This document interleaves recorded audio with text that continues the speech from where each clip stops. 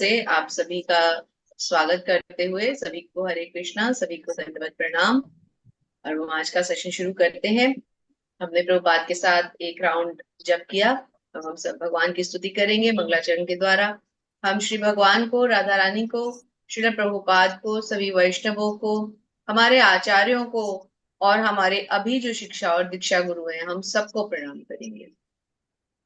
और इसके बाद हम आज के अध्याय का आरंभ करेंगे। तो आप सब भी अपने हिसाब से, आप जिनको कंठस्थ है वो साथ साथ पूरा अब बोलिए, और जिनको कंठस्थ नहीं है वो कृपा करके अपने भगवत गीता में से ही चाहे, लेकिन आप इसको अवश्य अवश्य पढ़ें। मंगलाचरण किसी भी हमारे जो भी भक्ति के हमारे आध्यात्मिक प्रोग्राम्स हैं, उनकी शुरुआत हमें हमेशा मंगलाचरण से करनी चाहिए, क्योंकि ये स्तुतियां हमारे लिए बहुत आवश्यक है।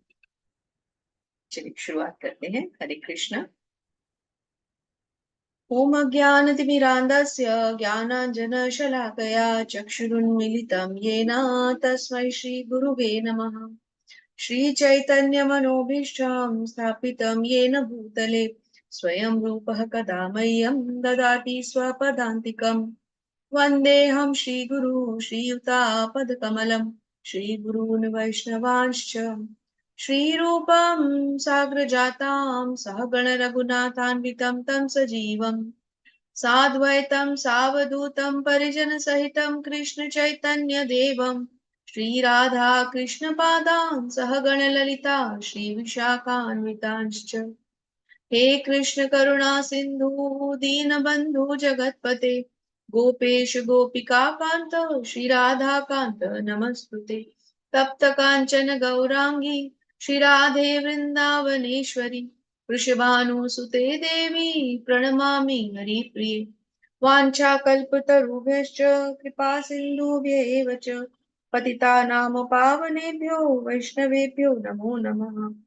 जय श्री कृष्ण चैतन्य प्रभु नित्यानंद श्री अद्वैत गदाधर शिवासादि गौर भक्त वृंदा। हरे कृष्णा कृष्ण कृष्ण हरे हरे, हरे राम राम राम हरे हरे। नमो विष्णुपादाय कृष्ण पृष्ठाय भूतले श्रीमते भक्ति वेदांत स्वामिनीति नामिने। नमस्ते सारस्वते देवे गौरवाणी प्रचारिणे निर्विशेषा शून्यवादी पाश्चात्य देश तारिणे।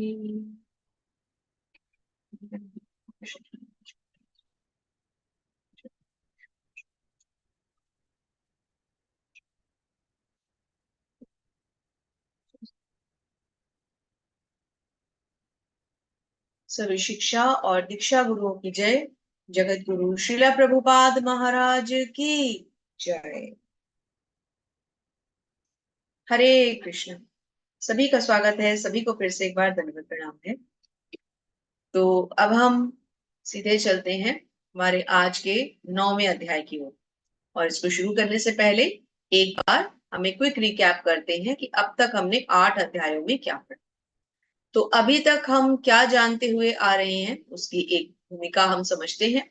सबसे पहले भगवान ने अर्जुन के रथ को दोनों सेनाओं के मध्य में ले जाते हुए अर्जुन को समझाते हुए कि अर्जुन दोनों सेनाओं को देखते हुए भगवान के सामने जो है अपना धनुष रख के खड़े हो जाते हैं कि मैं तो युद्ध नहीं करूंगा। और ऐसे 5 विशेष कारण देते हैं जिनके कारण की वो युद्ध नहीं करना चाहते। तो पहले अध्याय में तो भगवान कुछ भी नहीं कहते, सिर्फ अर्जुन की बात सुनते हैं, अर्जुन के इस विषाद को सुनते हैं। दूसरे अध्याय में अर्जुन भगवान के सामने अपने जो ये कष्ट, अपने ये दुखों के बारे में कहते हैं, तो भगवान उनको कहना शुरू करते हैं। भगवान क्या कहते हैं कि जिन्हें तुम मारने जा रहे हो उनका तो हनन होना ही नहीं है, क्योंकि वो तो शरीर है ही नहीं, आत्मा है। इतना बड़ा ज्ञान सोचिए भगवान ने अर्जुन को क्यों दिया। क्योंकि ऐसा तो नहीं है कि केवल अर्जुन को इसकी आवश्यकता थी, अर्जुन तो बहुत ज्ञानी थे, भगवान के परम मित्र थे, लेकिन हमारे कारण ये सारा ज्ञान भगवान ने अर्जुन को दिया। और अर्जुन ने भी इस ज्ञान को इसलिए लिया क्योंकि अर्जुन ये जानते थे कि आने वाले समय में हम जैसे लोगों को इस ज्ञान की बहुत आवश्यकता पड़ने वाली। तीसरे अध्याय में हमने कर्म योग के बारे में जाना। चौथे अध्याय में हमने दिव्य ज्ञान को जाना कि भगवत गीता का इतिहास क्या है। भगवत गीता के साथ साथ हम किस तरह से युगों की कैलकुलेशन को समझते हैं। ब्रह्मा जी क्या है, ब्रह्मा जी का कल्प क्या है, उनकी आयु कितनी है, भगवत गीता को सबसे पहले किसने किससे कहा, कब कहा, फिर ये कहाँ दोबारा दोहराई गई। फिर 5वें अध्याय में हमने कृष्ण भावना भावित कर्म सीखे कि वैसे तो कर्म 3 प्रकार के होते हैं, सकाम कर्म, अकर्म और विकर्म, परंतु हमें कौन से कर्म करने हैं, कृष्ण भावना भावित कर्म। ऐसा क्यों? क्योंकि कोई भी कर्म होगा अच्छा या बुरा, तो वो हमें फिर से उसके जो फल होंगे वो हमें बंधन से बांधेंगे, इस जन्म मृत्यु के चक्र से बांधेंगे। लेकिन यदि हम कृष्ण भावना भावित कर्म करते हुए आगे चले और अपने सारे कर्मों के जो फल हुए हम वो भगवान को अर्पित करते हुए चलेंगे, तो फिर ये कर्म हमें बांध नहीं पाएंगे। छठे अध्याय में हमने ध्यान योग, अष्टांग योग के बारे में जाना। 7वें और 8वें अध्याय में हमने भगवत ज्ञान और भगवत प्राप्ति के मार्गों को समझा। भगवत ज्ञान क्या है, भगवान की शक्तियां, भगवान के ऐश्वर्य, भगवान क्या है, ये समझा। और 8वें अध्याय में ये जाना कि हमें भगवान को प्राप्त कैसे करना है। अंत समय में हम भगवान का स्मरण करके उन्हें प्राप्त कर सकते हैं। सारी उम्र हमें भगवान के नाम का चिंतन करना है, भगवान के नवदा भक्ति के द्वारा हम उनको प्राप्त कर सकते हैं। हम कर्म योग, ज्ञान योग, सांख्य योग, भक्ति योग, इन सभी के द्वारा भगवान को प्राप्त कर सकते हैं, परंतु सब में से सुनिश्चित करने वाला और सरलतम जो मार्ग है वो है भक्ति। तो इसलिए भगवान बार बार भक्ति योग के बारे में हमें समझा रहे। तो अब हम पढ़ने जा रहे हैं परम गुह्य ज्ञान। अब भगवान ने ही जिस ज्ञान को गुह्य कह दिया है, अर्थात रहस्यमय कह दिया है, अब जानेंगे कि इसमें क्या गुह्य है, इसमें क्या रहस्य है। भगवान आ गए हैं पहले ही श्लोक में, तो हम सब भुजाएं उठाकर भगवान का स्वागत करेंगे। कैसे? हरे कृष्णा कृष्णा कृष्णा हरे हरे, हरे राम राम राम हरे। भगवान की वाणी में पहला श्लोक पढ़ते हैं। श्री भगवानुवाच इदं तु ते गुह्यतम प्रवक्ष्याम्यनसूयवे ज्ञानं विज्ञान सहितं यज्ञात्वा मोक्षसे अशुभात्। अर्थात भगवान कहते हैं, हे अर्जुन, क्योंकि तुम मुझसे कभी ईर्ष्या नहीं करते, इसलिए मैं तुम्हें यह परम गुह्य ज्ञान अर्थात अनुभूति बतलाऊंगा, जिसे जानकर तुम संसार के सारे क्लेशों से मुक्त हो जाओ। तो अब हम सबकी मंशा पूरी होने जा रही है, क्योंकि जो ज्ञान भगवान ने अर्जुन को इसलिए दिया था कि जिसको सुनते ही अर्जुन के क्लेश दूर हो जाएं, तो हम भी तो उसी ज्ञान को सुन रहे हैं, अर्थात हमारे भी क्लेश दूर हो जाएंगे। तात्पर्य श्रील प्रभुपाद के द्वारा। श्रील प्रभुपाद की जय। जो जो भक्त भगवान के विषयों में अधिकाधिक सुनता है, त्यों त्यों वह आत्म प्रकाशित होता जाता है। यह श्रवण विधि श्रीमद् भागवत में इस प्रकार अनुमोदित है। भगवान के संदेश, अर्थात भगवान जो भी हमें संदेश देते हैं, जो हम श्रीमद् भगवत गीता में पढ़ रहे हैं, श्रीमद् भागवतम में हम पढ़ते हैं, तो भगवान के वो संदेश शक्तियों से पूरित है। भगवान के संदेशों में उनकी शक्तियां भी, जिनकी अनुभूति तभी होती है जब भक्त भगवान से संबंधित कथाओं की परस्पर चर्चा करें। जैसे कि अभी हम क्या कर रहे हैं, हम भगवान के बारे में जान रहे हैं, उनकी लीलाओं के बारे में चर्चा कर रहे हैं। उन्होंने जो कुछ भी भगवत गीता के माध्यम से हमें कहा, हम उसको परस्पर एक दूसरे के साथ आदान प्रदान कर रहे हैं। इसे मनोधर्मियों या विद्यालयीन विद्वानों में के सानिध्य से नहीं प्राप्त किया जा सकता, क्योंकि यह अद्भुत और अनुभूत विज्ञान, ये बहुत ही अद्भुत ज्ञान है। ये ज्ञान हमें यूनिवर्सिटीज और स्कूल्स में नहीं मिल सकता, क्योंकि ये भगवान का दिया हुआ ज्ञान है। इसको कोई साधारण शिक्षक नहीं पढ़ा सकता, इसको वही पढ़ा सकता है जो भगवान का शुद्ध भक्त। और हम किससे पढ़ रहे हैं? हम श्रील प्रभुपाद से पढ़ रहे हैं। श्रील प्रभुपाद भगवान के शुद्धतम भक्त है। हम तो साधक भी नहीं है, अभी हम तो जस्ट रीडिंग कर रहे हैं क्लास में बैठ के, है ना। लेकिन पढ़ा कौन रहे हैं? हमारे शिक्षक कौन है? श्रील प्रभुपाद। आगे बताते हैं, भगवत गीता का प्रथम अध्याय शेष ग्रंथ की भूमिका जैसा है। देखिए यहाँ पर हम सारे अध्याय में क्या पढ़ते आ रहे हैं, अब सारा जानते हैं। द्वितीय और तृतीय अध्याय जिसमें आध्यात्मिक ज्ञान का वर्णन हुआ है, वह गुह्य ज्ञान कहा गया है। द्वितीय में हमने क्या पढ़ा था? गीता का सार। और तृतीय में कर्मयोग। 7वें और 8वें अध्याय में जिन विषयों की विवेचना हुई है, वह भक्ति से संबंधित और कृष्ण भावनामृत पर प्रकाश डालने के कारण गुह्यतर कहे गए। किंतु 9वें अध्याय में अनन्य शुद्ध भक्ति का ही वर्णन हुआ है, फलस्वरूप यह परम गुह्य बताया। तो 7वां और 8वां अध्याय भी गुह्य है, क्योंकि उसमें भी भगवान को कैसे हम प्राप्त कर सकते हैं, भगवत ज्ञान क्या है, हमने सीखा। वो भी कम गुह्य नहीं है, परंतु ये उससे ज्यादा गुह्य बताया गया है, क्योंकि इसमें हमें भगवान से कैसे हम जुड़ सकते हैं, अपनी प्रेमा भक्ति को कैसे वापस स्थापित कर सकते हैं, किस प्रकार भगवान से हम अपने परस्पर संबंध को पुनः विकसित कर सकते हैं, कैसे भगवत धाम जा सकते हैं, ये सारी चीजें भगवान इसमें फिर से एक बार वर्णित करेंगे। इस प्रथम श्लोक की का विशिष्ट महत्व है इदम ज्ञान, अर्थात यह ज्ञान। और ये कौन सा ज्ञान है? ये ज्ञान है भक्ति। अब भक्ति 9 प्रकार से बताई गई है, जिसे हम नवदा भक्ति भी कहते हैं। कौन कौन सी है ये? श्रवण, कीर्तन, स्मरण, पाद सेवन, अर्चन, वंदन, दास्य, साख्य और आत्मसमर्पण। इसको कैसे समझे? श्रवण, जो हम कर रहे हैं, भगवान की लीलाओं को हम सुन रहे हैं। कीर्तन, जब हम भगवान का जप करते हैं या सामूहिक रूप से हम भगवान के नामों का, पवित्र नामों का उच्चारण करते हैं। स्मरण, जब हम भगवान को याद करते हैं। पाद सेवन, जब हम भगवान के चरणों की सेवा करते हैं। अर्चन, जब हम भगवान की अर्चना करते हैं। वंदन, जब हम भगवान की वंदना करते हैं, पूजा करते हैं। दास्य, जब हम भगवान के दास की तरह अपने आप को उनका दास समझ लेते हैं। साख्य, जब हमें भगवान अपने सखा की तरह लगने लगते हैं। बहुत ऊंची स्टेज है, इसको छोटी स्टेज नहीं समझ सकते हैं। और आत्मसमर्पण, जब हम पूरी तरह से भगवान को अपना सब कुछ समर्पित कर देते हैं, जैसे कि बलि महाराज ने किया कि भगवान को क्या कहा कि 3 पग में आपको सब कुछ चाहिए। एक पग में भगवान ने धरती आकाश ले लिए, एक पग में बाकी ब्रह्मांड नाप लिए, तो बचा क्या? तो भगवान को बलि महाराज ने कहा कि मेरा शीश बचाए भगवान।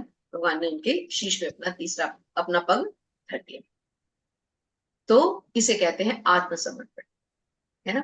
तो ये सारे जितने भी हैं, जैसे कि श्रवण है, परीक्षित महाराज ने क्या किया? श्रीमद् भागवतम का श्रवण किया, सुना बैठ करके।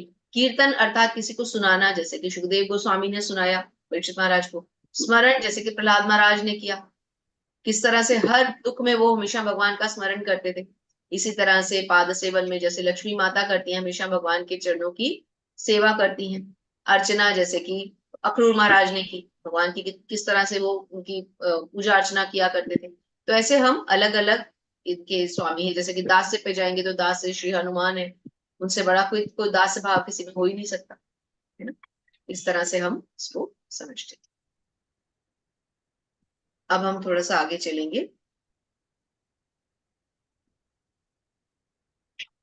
अब यहाँ से जो हमारा अध्याय है, इस विद्या को भगवान राज विद्या बताएंगे। तो पढ़ना शुरू करते हैं। तो ओम प्रकाश प्रभु जी, हरे कृष्णा, आप कृपया श्लोक पढ़ें। हरे और कृष्णा माता जी, सुधीर प्रभु जी, हरे कृष्णा, आप कृपया अनुवाद पढ़ें प्रभु जी। श्री प्रपात की जय। राज विद्या राजगुह्यम पवित्रमिदमुत्तमम् प्रत्यक्षावगम धर्म सुसुखम कर्तुम व्ययम। हरे कृष्ण। क्या हरे कृष्ण। हरे क्या क्या कृष्णा। है? क्या दूध नहीं है? आज दूध पीना तो आधा कप पी बेटा। यह ज्ञान सब विद्याओं का चावल सब राजा खाएंगे है। बेटा। एक बार प्लीज हम म्यूट म्यूट कर करते दीजिए। हैं, ऑल म्यूट करते हैं, फिर जो पढ़ रहे हैं केवल वो अपने आप को अनम्यूट कर लें।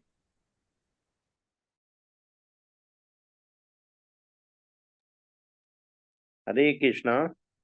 यह ज्ञान सब विद्याओं का राजा है, जो समस्त रहस्यों में सर्वाधिक गोपनीय है। यह परम शुद्ध है, और चूंकि यह आत्मा की प्रत्यक्ष अनुभूति कराने वाला है, अतः यह धर्म का सिद्धांत है। यह अविनाशी है और अत्यंत सुखपूर्वक संपन्न किया जाता है। हरे कृष्ण।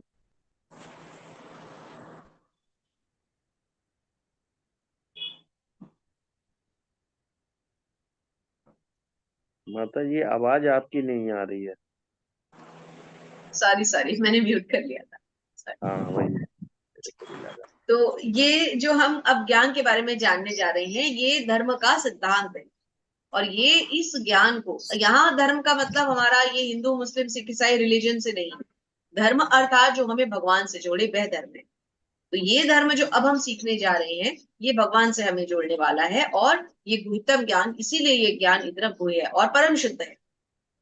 और क्या बताया गया है? ये अविनाशी भी है, क्योंकि इसका कभी कोई अंत नहीं होना, है ना। और आगे थोड़ा सा पढ़ते हैं। प्रभुपाद बताते हैं, श्री प्रभुपाद की जय, कि सामान्यतः लोगों को इस गुह्य ज्ञान की शिक्षा नहीं मिलती, उन्हें बाह्य शिक्षा दी जाती। जहां तक सामान्य शिक्षा का संबंध है, उसमें राजनीति, समाज शास्त्र हमारे होते हैं ना, ये ज्योतिर्विज्ञान, इंजीनियरिंग, गणित, रसायन शास्त्र आदि, हम अपने नॉर्मल सब्जेक्ट्स पढ़ते रहते हैं, लेकिन हम जो आत्मा परमात्मा का सबसे गूढ़ ज्ञान है, इसको भूल जाते हैं। इस ज्ञान को कहीं पर भी जो हमारे स्कूल कॉलेजेस हैं उनकी शिक्षा प्रणाली में सम्मिलित नहीं किया गया, जबकि ये ज्ञान मोस्ट इंपॉर्टेंट है। बच्चों तक को इसकी नॉलेज होनी चाहिए, तभी तो वो आगे जाके इसके बारे में पढ़ पाएंगे और अपने जीवन को सफल बना पाएंगे। लेकिन हमारा दुर्भाग्य है कि हमारी सरकारें जो है वो इस ज्ञान को आगे शामिल नहीं कर रही। तो यहाँ पर बताया गया है कि 7वें अध्याय के 28वें श्लोक में बताया गया है कि जो व्यक्ति समस्त पाप कर्मों के अंत तक कर्मों के बंधनों का अंत करके भौतिक जगत के द्वंद्वों से मुक्त हो जाता है, वह भगवान की भक्ति में लग जाता है। तो कहने का मतलब है कि जो मनुष्य भगवान की भक्ति करता है, इसको हम वाइस वर्सा ही माने। ये भी है कि जो भगवान की भक्ति करेगा वो मुक्त हो जाएगा, और ये भी सत्य है कि जो मुक्त होगा केवल वही भक्ति कर पाएगा। तो ये हमारे लिए जानना बहुत, दोनों ही तरह से ये कथन जो है वो बहुत इंपॉर्टेंट है। भक्ति कौन कर पाएगा? जो मुक्त हो जाएगा, भौतिक क्लेशों कल्मशों से ऊपर उठ जाएगा। और उल्टा भी है कि जो भौतिक कल्मशों से ऊपर हो जाएगा वो फिर पक्का भक्ति में आ जाएगा। तो पद्म पुराण में कहा गया है, अप्रारब्ध फलम पापम कूटम बीजम फलोन्मुखम क्रमेणैव प्रतीयेत विष्णु भक्तिर आत्मनाम। एक बड़ी खराब आदत है हमारी, जब हम आप सबके समक्ष आ जाते हैं ना, तो जल्दबाजी में सब कुछ भूल के आ जाते हैं और कभी अपने स्पेक्स साथ में नहीं रखते, फिर स्क्रीन में हमें दिखाई दिखना बंद हो जाता है। हरी बोल। चलिए कोई बात नहीं, काफी बड़ा कर लिया है हमने प्रिंट को। तो जो लोग भगवत भक्ति में रत हैं, उनके सारे पाप कर्म चाहे फलीभूत हो चुके हो, सामान्य हो, बीज रूप में हो, क्रमशः नष्ट हो जाते हैं। तो यहाँ पर हमें बहुत सुंदर व्याख्यान मिलता है कि पाप जो होते हैं वो किस तरह से फलीभूत होते हैं। तो पापों के जो कर्मों के फल होते हैं उसमें हम 4 तरह के, हमें ये भक्ति रसामृत सिंधु जब आप पढ़ेंगे नेक्टर ऑफ डिवोशन, उसमें आपको बड़े सुंदर ढंग से बताया गया है 4 तरह से ये पाप जो है ये फलीभूत होते हैं। कैसे? एक प्रारब्ध, अप्रारब्ध और कूट और बीज। तो ये 4 तरह से पाप जो है ये फलीभूत होते हैं। प्रारब्ध और अप्रारब्ध हम मोटे तौर पे 2 ही समझेंगे। एक वो होते हैं जो हमारे प्रारब्ध हैं, अर्थात जो कि हमें फलीभूत हो रहे हैं। हमने कुछ ऐसे पाप पहले किए जिनका अब हम फल भोग रहे हैं, प्रारब्ध हो चुके हैं, प्रौढ़ हो चुके हैं। और दूसरे वो पाप होते हैं जो अभी फलीभूत नहीं हुए, तो वो अभी फलीभूत होंगे आगे चल। और इसमें फर्दर भी क्लासिफिकेशंस हैं, बीजम कूटम, बहुत सुंदर इसका व्याख्यान, हमें थोड़ा सा समय कम है, अदरवाइज इसकी चर्चा बहुत ही सुंदर चर्चा है। ये समय रहा तो इसको जरूर इस पर चर्चा करेंगे, बहुत सुंदर टॉपिक है ये। आगे बताते हैं, इसका उदाहरण नारद जी के पूर्व जन्म में देखा जाता है। अब किसका उदाहरण? भक्ति का। देखिए यहाँ से हमें क्या समझ मिलती है नारद जी के जीवन से, कि भक्ति जो है वो कभी जीरो नहीं हुई। नारद जी ने अपने पिछले जन्म में भी भक्ति की और उसका फल उन्हें क्या मिला कि अगले जन्म में वो सब तरह के पापों से, कल्मशों से रहित हो गए। और यही हमें समझना है, अगर हम आज थोड़ी सी भी भक्ति करते हैं तो वो कभी भी जीरो नहीं। 6ठे अध्याय में भगवान ने क्या बताया था? 41 श्लोका में याद है, भगवान ने कहा था कि दो तरह से जो है, एक योगी का जो है वो आगे उसको नेक्स्ट बर्थ अगर तो जिसमें वो दोबारा करेगा, जैसे उसको जन्म मिल सकता है।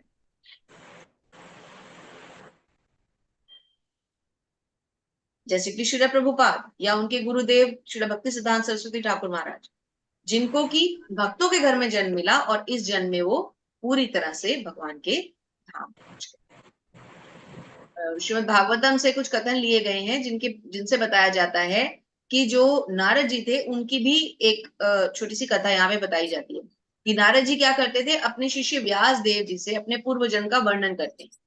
और यहाँ पर एक बहुत सुंदर उनका श्लोक भी दिया गया है। उच्छिष्ट लेपाननुमोदितो द्विजैः सकृत् स्म भुञ्जे तदपास्त किल विषः एवं प्रवृत्तस्य विशुद्ध चेतस सद्धर्म एवात्मरुचिः प्रजायते। तो क्या बताते हैं कि पूर्व जन्म में वो चतुर्मास में शुद्ध भक्तों की सेवा किया करते थे। और इसको हम शॉर्ट में लेते हैं तो क्या होता था कि जब वो उनके जो बड़े बड़े ऋषि मुनि आते थे तो नारद जी उनका उच्चिष्ट खाया करते, और उनका उच्चिष्ट लेने से ही, उच्चिष्ट अर्थात उनका जूठा खाने से ही नारद जी में ऐसी सुंदर भक्ति डेवलप हो गई। जो जो वो उच्चिष्ट खाता गया तो वो ऋषियों के समान शुद्ध हृदय बनता गया। क्यों? क्योंकि वे महाभागवत भगवान की भक्ति का आस्वाद श्रवण तथा कीर्तन द्वारा कर, अतः नारद ने भी क्रमशः वैसी ही रुचि डेवलप कर ली, यानी विकसित कर। तत्रान्वहं कृष्ण कथाः प्रगायताम् अनुग्रहेण श्रवणं मनोहरा ताः श्रद्धया मे अनुपदं विष्णवतः प्रियश्वसयंग ममा भवद रुचिः। अर्थात ऋषियों की संगति करने से श्री नारद मुनि में भी भगवान की महिमा के कारण श्रवण कीर्तन करते हुए रुचि उत्पन्न। तो ये क्यों सारा प्रभुपाद ने हमें इतना लंबा नारद जी का यहाँ हिस्ट्री क्यों बताई है? ताकि हमें ये डर ना रहे कि अगर इस जन्म में हमने थोड़ी बहुत भक्ति की और वो भक्ति कहीं हमारी विनष्ट हो गई या हमारा पतन हो गया तो आगे क्या होगा। आगे मतलब इस जन्म में तो क्या, अगले जन्म में भी वो भक्ति वापस खत्म नहीं होगी। एक बार जो शुरू हो गई तो फिर आगे से आगे बढ़ती ही जाएगी। ये 9वां अध्याय बहुत सुंदर है। इसमें हमें भगवान के भोग के बारे में, भगवान हमारी रक्षा कैसे करते हैं, बहुत सारी सुंदर सुंदर फिलॉसफीज देखने को मिलेंगी। जैसा कि भगवत गीता में देखा जाएगा, वास्तविक मुक्ति के बाद प्रारंभ होती है। मुक्त होने पर मनुष्य ब्रह्म पद पर स्थित हो जाता है तो उसकी भक्ति प्रारंभ। तो पहले मनुष्य को मुक्त होना होता है, किससे? भौतिकता से। तभी तो बार बार हमें अपनी डिजायर्स को कंट्रोल करने के लिए कहा गया है, इसीलिए तो मन को वश में करने के लिए कहा गया। जब तक होंगी हम शुद्ध नहीं हो पाएंगे। इस प्रकार भक्ति योग या कृष्ण भावनामृत समस्त विद्याओं का राजा है और समस्त गुह्य ज्ञान का भी राजा है। यह धर्म का शुद्धतम रूप है और इसे बिना कठिनाई के सुखपूर्वक संपन्न किया जा सकता है। इसलिए मनुष्य को क्या चाहिए? भक्ति योग अवश्य अवश्य। तात्पर्य लंबे हैं इसलिए हम थोड़ा थोड़ा ही ले पा रहे हैं, परंतु प्रयास यही है कि कुछ ना कुछ हर तात्पर्य में से हम जरूर लें, ताकि हमें कल को ऐसा न लगे कि हमने केवल श्लोक और अनुवाद पढ़े, तात्पर्य को तो छेड़ा ही नहीं। तो लेवल 2 हमारा बेस है, हमारा कंप्लीट नहीं होगा चैप्टर, कोई घबराने की बात नहीं है, हम कल करेंगे, 2 दिन में कंप्लीट करेंगे, लेकिन बहुत ध्यान से। गुह्य ज्ञान है, हमें ये याद रखना, कोई हमें इसमें गाड़ी नहीं चलानी, है ना। हरे कृष्ण जी प्रभु जी। हरे कृष्णा। अश्वदान पुरुषात् धर्मशास परंतप अप्राप्य माम निवर्तन्ते मट्टु संसार वर्तमनि। हरे कृष्णा। हरे कृष्णा। हे परंतप, जो लोग भक्ति में श्रद्धा नहीं रखते वे मुझे प्राप्त नहीं कर पाते, अतः वे इस भौतिक जगत में जन्म मृत्यु के मार्ग पर वापस आते रहते हैं। हरे कृष्ण। हरि बोल। जो भक्ति में श्रद्धा नहीं रखते वे मुझे नहीं पा सकते। तो भगवान को प्राप्त करने के लिए श्रद्धा अत्यंत आवश्यक है। प्रभुपाद क्या समझाते हैं तात्पर्य में? श्री प्रभुपाद की जय। कि श्रद्धा विहीन के लिए भक्ति योग पाना कठिन है। श्रद्धा तो भक्तों की संगति से उत्पन्न की जा सकती है। अब यहाँ पर हमें भक्तों की संगति के बारे में बताया गया। जब हमारे मन में भक्ति का एक बीज जो है वो कहीं ना कहीं प्रस्फुटित होता है तो हमारा मन अपने आप कहाँ भक्त है कि अब हम भक्तों का संग है। देखिए, आज से पहले हम सब क्या करते थे? इस 3 बजे के टाइम पे बहुत सारे लोग सोते होंगे, बहुत सारे लोग टीवी जैसे प्रोग्राम्स देखते होंगे। जैसे मेरा प्रोफाइल उस टाइम पे थोड़ा सा वर्किंग और स्पोर्ट्स प्रोफाइल था, तो मैं इस टाइम अपनी एकेडमी में होती थी, बच्चों को हम क्रिकेट की ट्रेनिंग दिया करते थे। तो कहीं ना कहीं मन जो था वो भौतिक चीजों में ही था। लेकिन अब क्या है, अब हम पूरे 3 बजे यहाँ ऐसे जुड़ के बैठ जाते हैं कि बस टीवी खुल गया और हमारे कृष्णा आ गए हैं, और हमें रथ पे अर्जुन भी दिखते हैं, कृष्णा भी दिखते हैं, और हम हरि उनकी बोल, वाणी को हरि भी। बोल, हरि बोल। कितना सुंदर हमारे अंदर, कितना सुंदर अद्भुत चेंज हुआ है ना। तो यही है भक्ति की शुरुआत। और ये क्यों हो पा रहा है? इसकी संपन्नता का विशेष और महत्वपूर्ण कारण क्या है? भक्तों का संग। यही क्लासेस अगर हम 1 to 1 करें, कि हम किसी एक गुरु को पकड़ लें कि बस गुरु जी आप हमें बैठकर अकेले में समझा दें भगवत गीता, तो ये आनंद आएगा और ना ये माहौल बनेगा। तो ये जो भक्तों का संग है ये हमसे सब कुछ करवा रहे हैं, इसलिए भक्तों को सदैव नमन करते रहना चाहिए। और हमारे सबसे शुद्ध भक्त, हम सबके प्रिय नामनिश्चय प्रभु जी जो इतना महत्वपूर्ण कार्यक्रम चला रहे हैं, उनको तो बार बार धन्यवाद करना चाहिए, है ना। तो चैतन्य चरितामृत में कहा गया है कि श्रद्धा तो पूर्ण विश्वास है। क्या विश्वास होना चाहिए? कि परमेश्वर श्री कृष्ण की सेवा ही सभी सिद्धियों को प्राप्त कराने वाली। श्रीमद् भागवतम में क्या बताया गया है? 4थे अध्याय 4थे कैंटो के 31वें अध्याय के 14वें श्लोक। यथा तरोर मूल निषेचनेन तृप्यन्ति तत्स्कंद भुजोपशाखाः प्राणोपहाराच यथेन्द्रियाणां तथैव सर्वाहणमुच्यते तेज्या। अर्थात इसका क्या अर्थ है श्रीमद् भागवतम के श्लोक का, कि वृक्ष की जड़ को सींचने से उसकी डालियां और टहनियां और पत्तियां तुष्ट हो जाती, इसी तरह से आमाशय को भोजन प्रदान करने से शरीर की सारी इंद्रियां तृप्त हो जाती। बहुत इंपॉर्टेंट श्लोक है, इसलिए हम इसको अच्छे से समझते हैं। तो भगवत गीता में हमें क्या समझाया गया है कि जब हम किसी पेड़ को सींचना चाहते हैं तो हम उसकी प्रत्येक पत्ती पर, डाली पर, टहनी पर चढ़कर उसको नहीं सींचते, अपितु क्या करते हैं, हम तो उसकी जड़ में पानी देते हैं। जड़ में पानी देने से पूरा पेड़ अच्छी तरह से फल फूल जाता है, पोषित हो जाता है। इसी तरह से यदि हमें भूख लगी है या यदि हमें शरीर का पोषण करना है तो हम नाक में, कान में, आंख में अलग अलग तो भोजन नहीं डालते, क्या करते हैं, अपने मुख के द्वारा अपने उदर को, अपने आमाशय को भोजन देते हैं। उससे क्या होता है, हम सबकी तृप्ति हो जाती है, पूरे शरीर की तृप्ति हो जाती है। इसी प्रकार यहाँ पर किसकी बात बताई जा रही है, इसको किससे कंपेयर करेंगे हम, देवी देवताओं से, कि हमें अब जरूरत नहीं है कि हम हर देवी देवता की अलग अलग पूजा करें। भगवान कृष्ण की भक्ति कर ली, सबकी भक्ति हो गई। जैसे कि भगवत गीता पढ़ लिया, श्रीमद् भागवतम पढ़ लिया, सारे ग्रंथ पढ़ लिए, है ना। अब यहाँ पर थोड़ा सा हमें भक्तों की कोटियां भी बताई गई, तो इसको हम मौखिक रूप से लेते हैं क्योंकि तात्पर्य में काफी हमें समय लग सकता है। तो 3 कोटियां होती हैं भक्तों की, प्रथम कोटि, द्वितीय कोटि और तृतीय कोटि, जिसको कि हम प्रथम श्रेणी के भक्तों को उन्नत भक्त कहा जाता है, फिर मध्यम भक्त और फिर कनिष्ठ भक्त, यानी कि वरिष्ठ, मध्यम और कनिष्ठ। अब वरिष्ठ भक्त कौन है, जैसे कि परम पूजनीय गोपाल कृष्ण गोस्वामी महाराज, परम पूजनीय जय पताका स्वामी महाराज, जो कि उस लेवल पे है जहां भक्ति की पराकाष्ठा है, जहां उन्होंने सब कुछ छोड़ दिया है, केवल और केवल उनके चिंतन में कृष्ण ही है। भोजन कृष्ण के लिए, कोई कार्य कृष्ण के लिए, क्लास लेनी है कृष्ण के लिए, चर्चा करनी है कृष्ण के बारे में, मंदिर जाना है कृष्ण के लिए, उन्होंने अपना पूरा का पूरा जीवन कृष्ण को समर्पित कर दिया है। और उनका मन अब विचलित नहीं होता, सब तरह की इंद्रियों को उन्होंने वश में कर लिया है, मन को वश में कर लिया, तभी तो उनके नाम के पीछे गोस्वामी लगा हुआ। गोस्वामी अर्थात जिसने अपनी इंद्रियों को वश में कर लिया, इंद्रियों का स्वामी अर्थात गोस्वामी, है ना। तो वो हमारी बिल्कुल टॉप मोस्ट कैटेगरी, उन्नत भक्त। फिर उसके बाद मध्यम भक्त आते हैं, जो कि हमारे जैसे कि उनसे एक पॉइंट नीचे, जो कहीं ना कहीं भक्ति में बहुत उन्नत है लेकिन उनसे नीचे है, जैसे उनके शिष्य जो होंगे, मध्यम कैटेगरी हो गई। फिर कनिष्ठ आते हैं, कनिष्ठों में वो आ गए जो भक्ति कर रहे हैं लेकिन कहीं तर्क वितर्क में अभी थोड़े से कच्चे हैं, तो वो कौन हुए, वो कनिष्ठ हो गए। और हम कौन है, हम तो नव जिज्ञासु हैं, हम तो अभी एक जिज्ञासा के कारण भगवान को जानने के लिए यहाँ बैठे। हमें अपने आप की गिनती अभी भक्तों में नहीं करनी चाहिए, हम लोग साधक हैं, अभी साधक भी नहीं बने आज, हम तो अभी प्रैक्टिस भी नहीं कर रहे। जी प्रभु जी, हरे कृष्ण। हरे कृष्णा। हरे कृष्ण। मया तत्मिदं सर्वं जगत् व्यक्तमूर्तिना मत्तस्थानि सर्वभूतानि न चाहं च स्ववस्तुतः। हरे कृष्णा। हरे कृष्णा। यह संपूर्ण जगत मेरे अव्यक्त रूप द्वारा व्याप्त है, भगवान कह रहे हैं। समस्त जीव मुझ में है किंतु मैं उनमें नहीं हूँ। हरे कृष्ण। हरे कृष्ण, हरि बोल।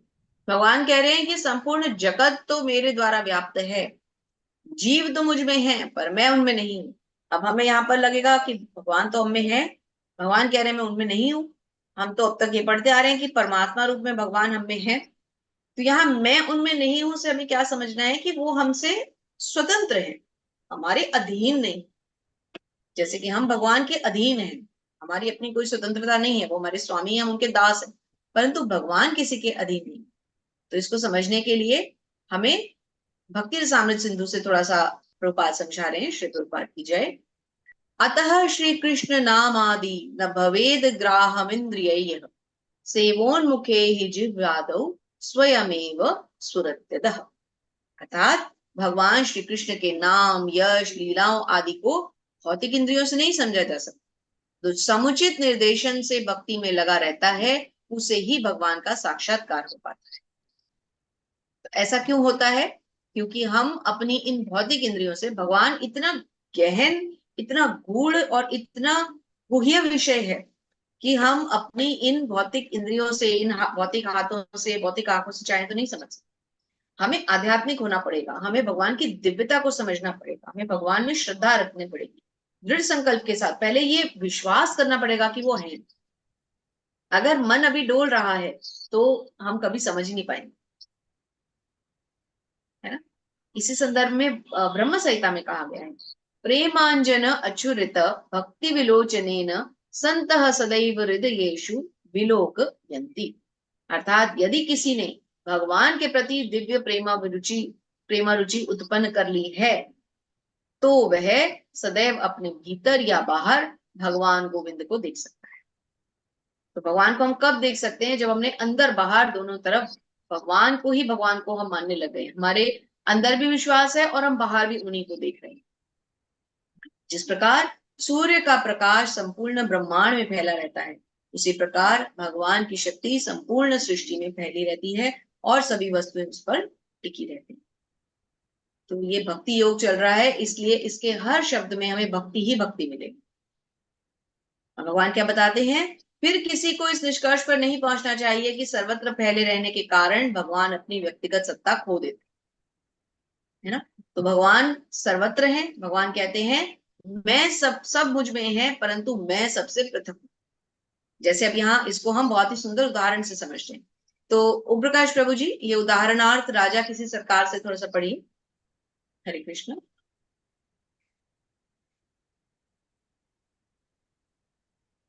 हरे कृष्ण ओम प्रकाश प्रभु जी, तात्पर्य में से थोड़ा सा पढ़िए, स्क्रीन पे आ रहा है प्रभु जी।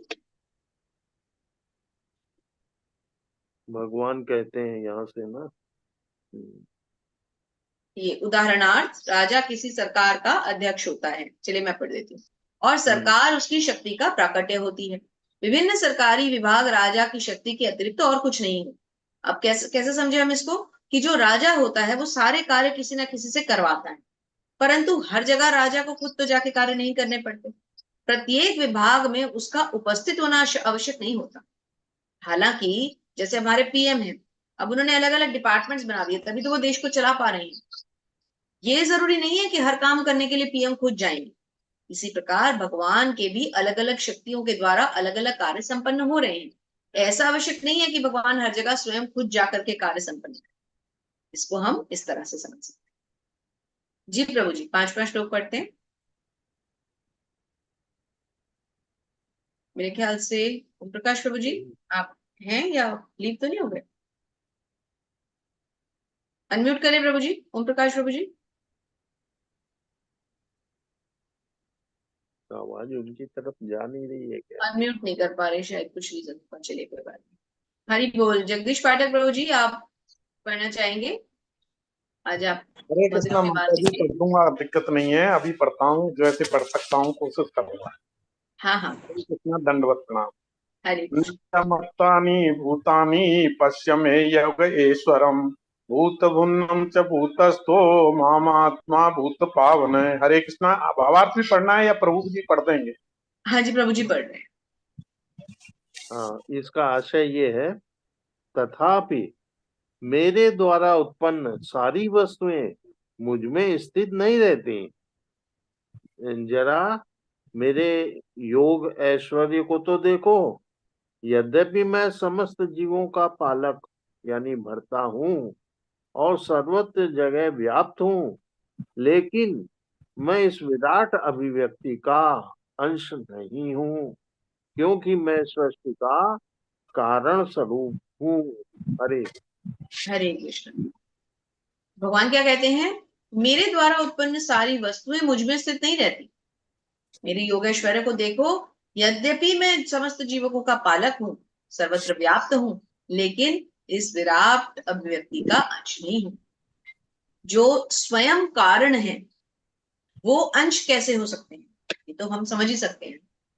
अब अगर एक महासागर है तो वो स्वयं एक, उसमें और एक ग्लास के अंदर जो पानी होगा महासागर का, उसकी क्वालिटीज तो सेम होंगी।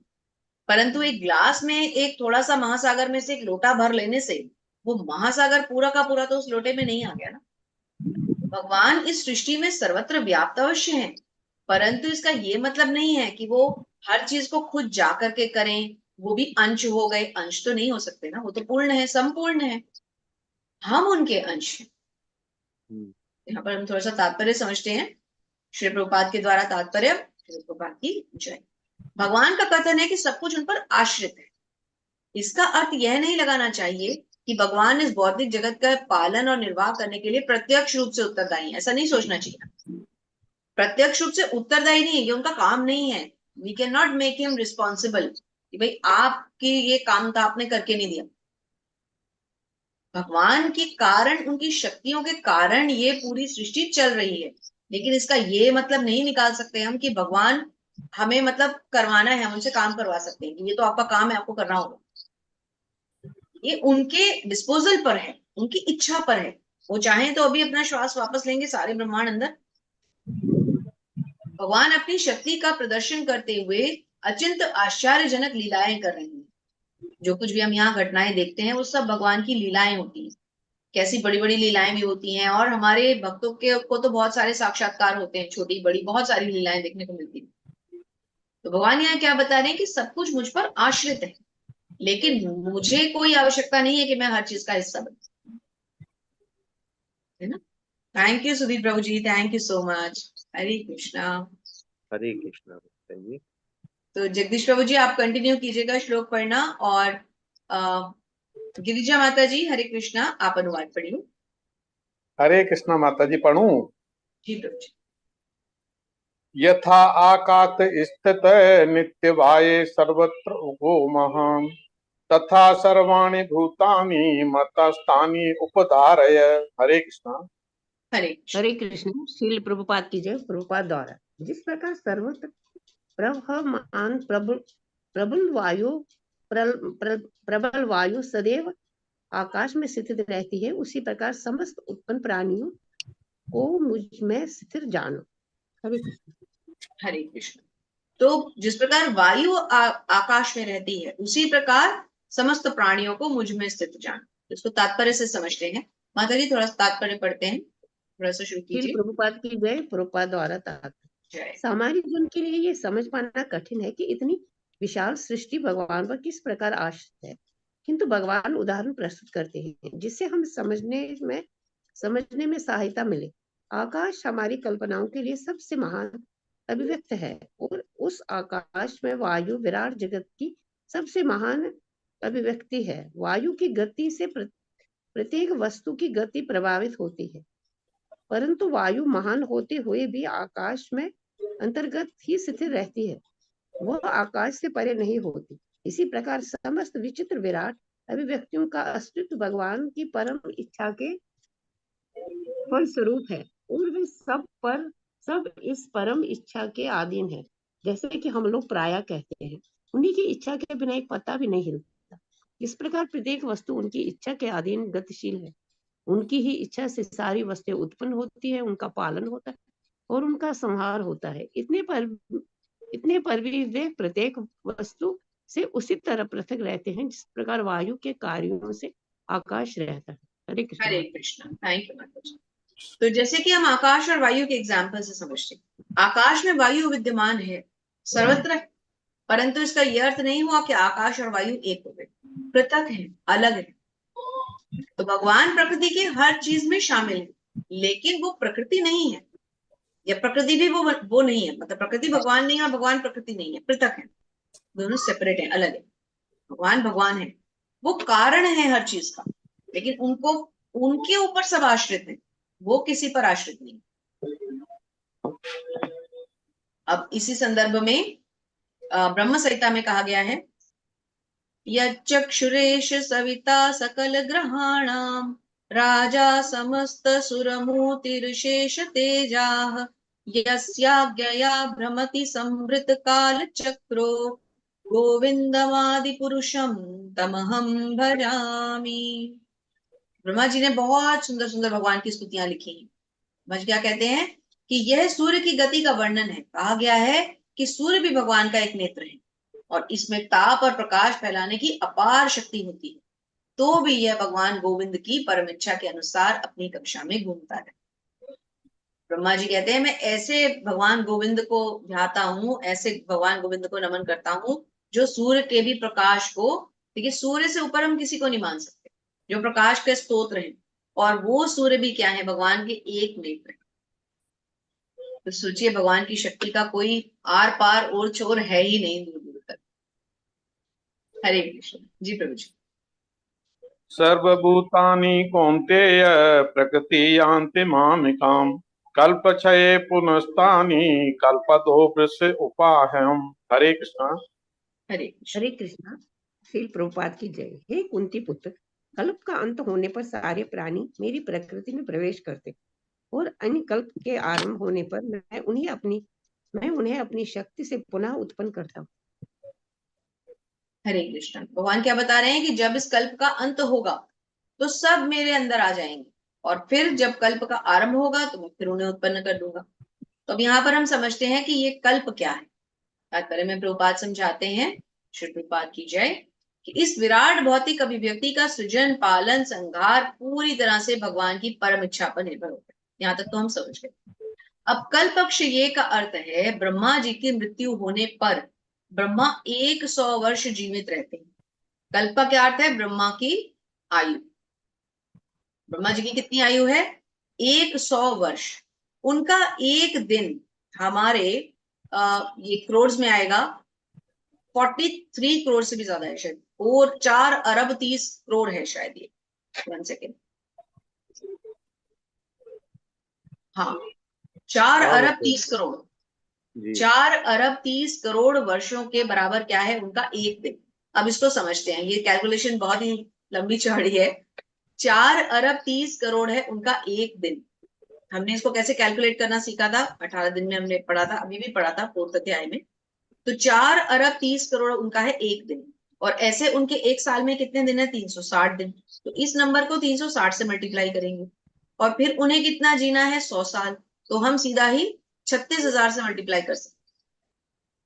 इस नंबर को 36,000 से मल्टीप्लाई करेंगे तो ब्रह्मा जी की आयु कैलकुलेट हो जाएगी। तो ब्रह्मा के एक साल में 365 दिन हुए। नहीं प्रभु जी, जो वैदिक लेंगे ना कैलेंडर, उसमें 360 लेते हैं, 12 × 30 करते हैं। ठीक ठीक। हरे कृष्णा प्रभु जी, 360 ही आएंगे इसमें। 360 12 × 30 लेते हैं, 31 वाले महीनों को अलग से नहीं लेते वैदिक के हिसाब से। तो उनका एक दिन हमारे 430, 4 अरब 30 करोड़ वर्षों के तुल्य, और फिर इतनी ही बड़ी रात्रि भी है। तो इस 430 को ही नहीं करना हमें, ये एक दिन है, इतना ही बड़ा रात भी है। पहले इसको डबल करेंगे, 8 अरब 60 करोड़ करेंगे, फिर उसको हम 36,000 से मल्टीप्लाई करेंगे तो आए। तो भगवान क्या बता रहे हैं यहाँ पर, प्रभुपाद बताते हैं, इतनी ही बड़ी रात्रि भी है। फिर ब्रह्मा जी के एक महीने में ऐसे 30 दिन और 30 रातें होती हैं, और एक वर्ष में ऐसे 12 महीने होते हैं, और फिर 100 वर्षों के बाद उनकी मृत्यु। तो इतनी बड़ी कैलकुलेशन कौन याद रख सकता है कि सिवाय भगवान के? हम तो नहीं रख सकते, हमें तो बहुत मुश्किल है, कल पढ़ते हैं आज भूल जाता है।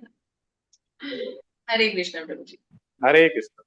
प्रकृतिम स्वम अष्टभ्यम प्रजामि पुनः पुनः भूतग्राम अमिमं कृष्णवंशम प्रकृते प्रकृते वसात। हरे कृष्णा। हरे कृष्ण। माता जी पढ़ो। जी माता जी। हरे कृष्णा। श्री प्रभुपाद की जय। संपूर्ण विराट जगत मेरे अधीन है। ये मेरी इच्छा के बारंबार सतत प्रकट होता रहता है, और मेरी ही इच्छा से अंत में विनष्ट होता है। हरे कृष्ण।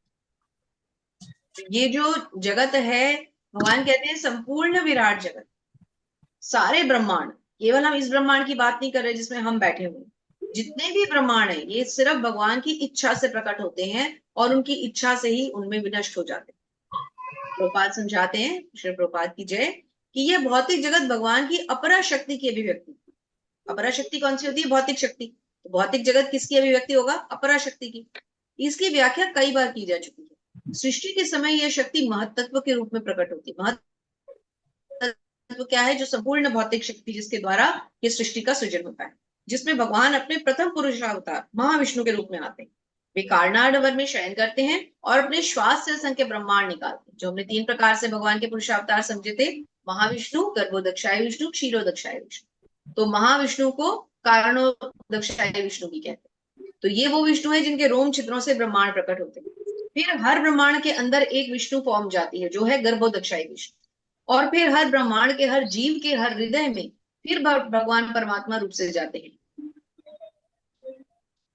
वो कौन सा रूप है? वो है तो ये तीनों हमें अब धीरे धीरे बार बार रिपीट करते हैं। प्रभात हमें याद करवा देते हैं, बार बार प्रभात हमें बताता कि याद करा।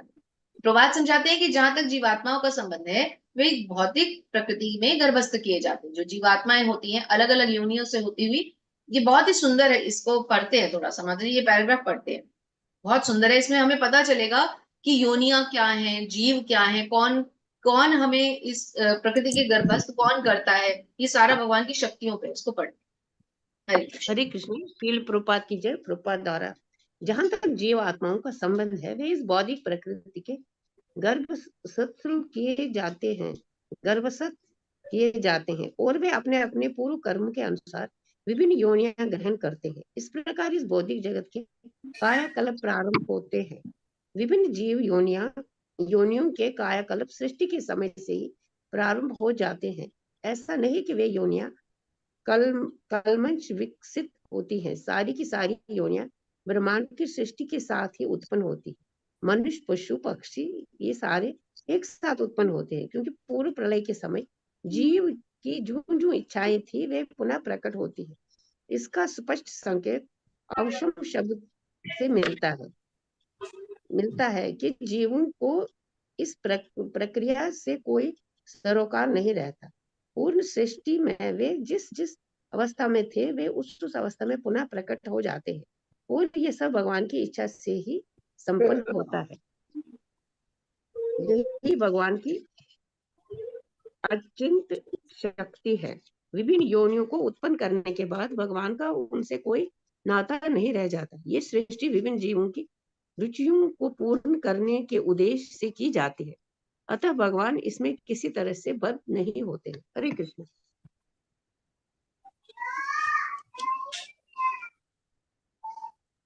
हरि बोल। भगवान में क्या समझा रहे हैं? प्रभुपाद ने बिल्कुल क्लियर कर दिया कि ये जो जिन शक्तियों के द्वारा इस सृष्टि की रचना होती है, इसकी रचना के बाद फिर भगवान का उनसे कोई ऐसा लेना देना नहीं रह जाता कि भगवान ने उनको बनाया है तो भगवान को उनसे कुछ रिटर्न में भी चाहिए। नहीं, ऐसा कुछ नहीं है।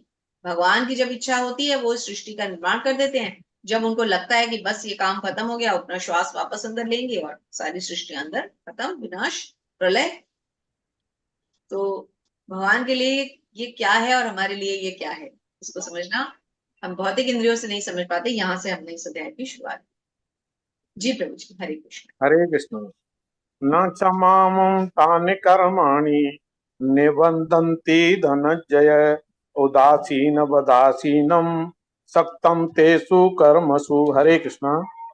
हरे कृष्णा। श्री प्रभुपाद की जय। हे धनार्जन, ये सारे कर्म मुझे नहीं बांध पाते हैं। मैं उदासीन की भांति इन सारे बौद्धिक कर्मों से सदैव विरक्त रहता हूँ। हरे कृष्ण।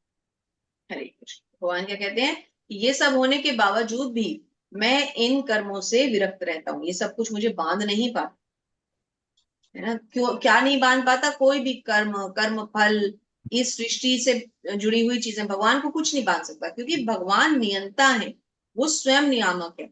अब जो रूल बुक बनाएगा वो उस रूल बुक को फॉलो तो भले करे, लेकिन वो उसके अंडर नहीं हो सकता ना। तो भगवान ने तो इस पूरी सृष्टि की गाइडलाइंस बनाई है। यहाँ पर बहुत सुंदर उदाहरण दिया गया है उच्च न्यायालय का।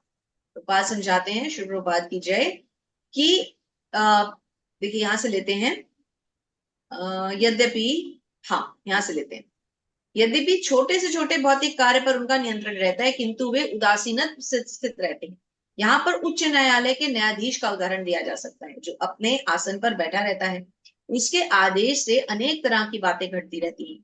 किसी को, कोई क्रिमिनल को कोई सजा मिलती है, किसी को कोई सजा मिलती है, किसी को धनराशि जमा करानी पड़ती है, किसी को धन दे दिया जाता है। लेकिन क्या इस सब से उस जज को कोई फर्क पड़ता है जिसने ये आदेश दिया था? नहीं, उसने तो अपना कार्य किया। वो यदि उसने किसी प्राणी को मृत्यु दंड भी दिया, तो उससे भी क्या वो जज प्रभावित होता है? नहीं होता ना। उसने तो अपना कार्य किया है, दोनों को फैसला सुना और अपना फैसला सुना दिया। इसी प्रकार भगवान किसी भी चीज से आश्रित नहीं, वो किसी भी चीज पर आश्रित नहीं। जी प्रभु जी। हरे Krishna.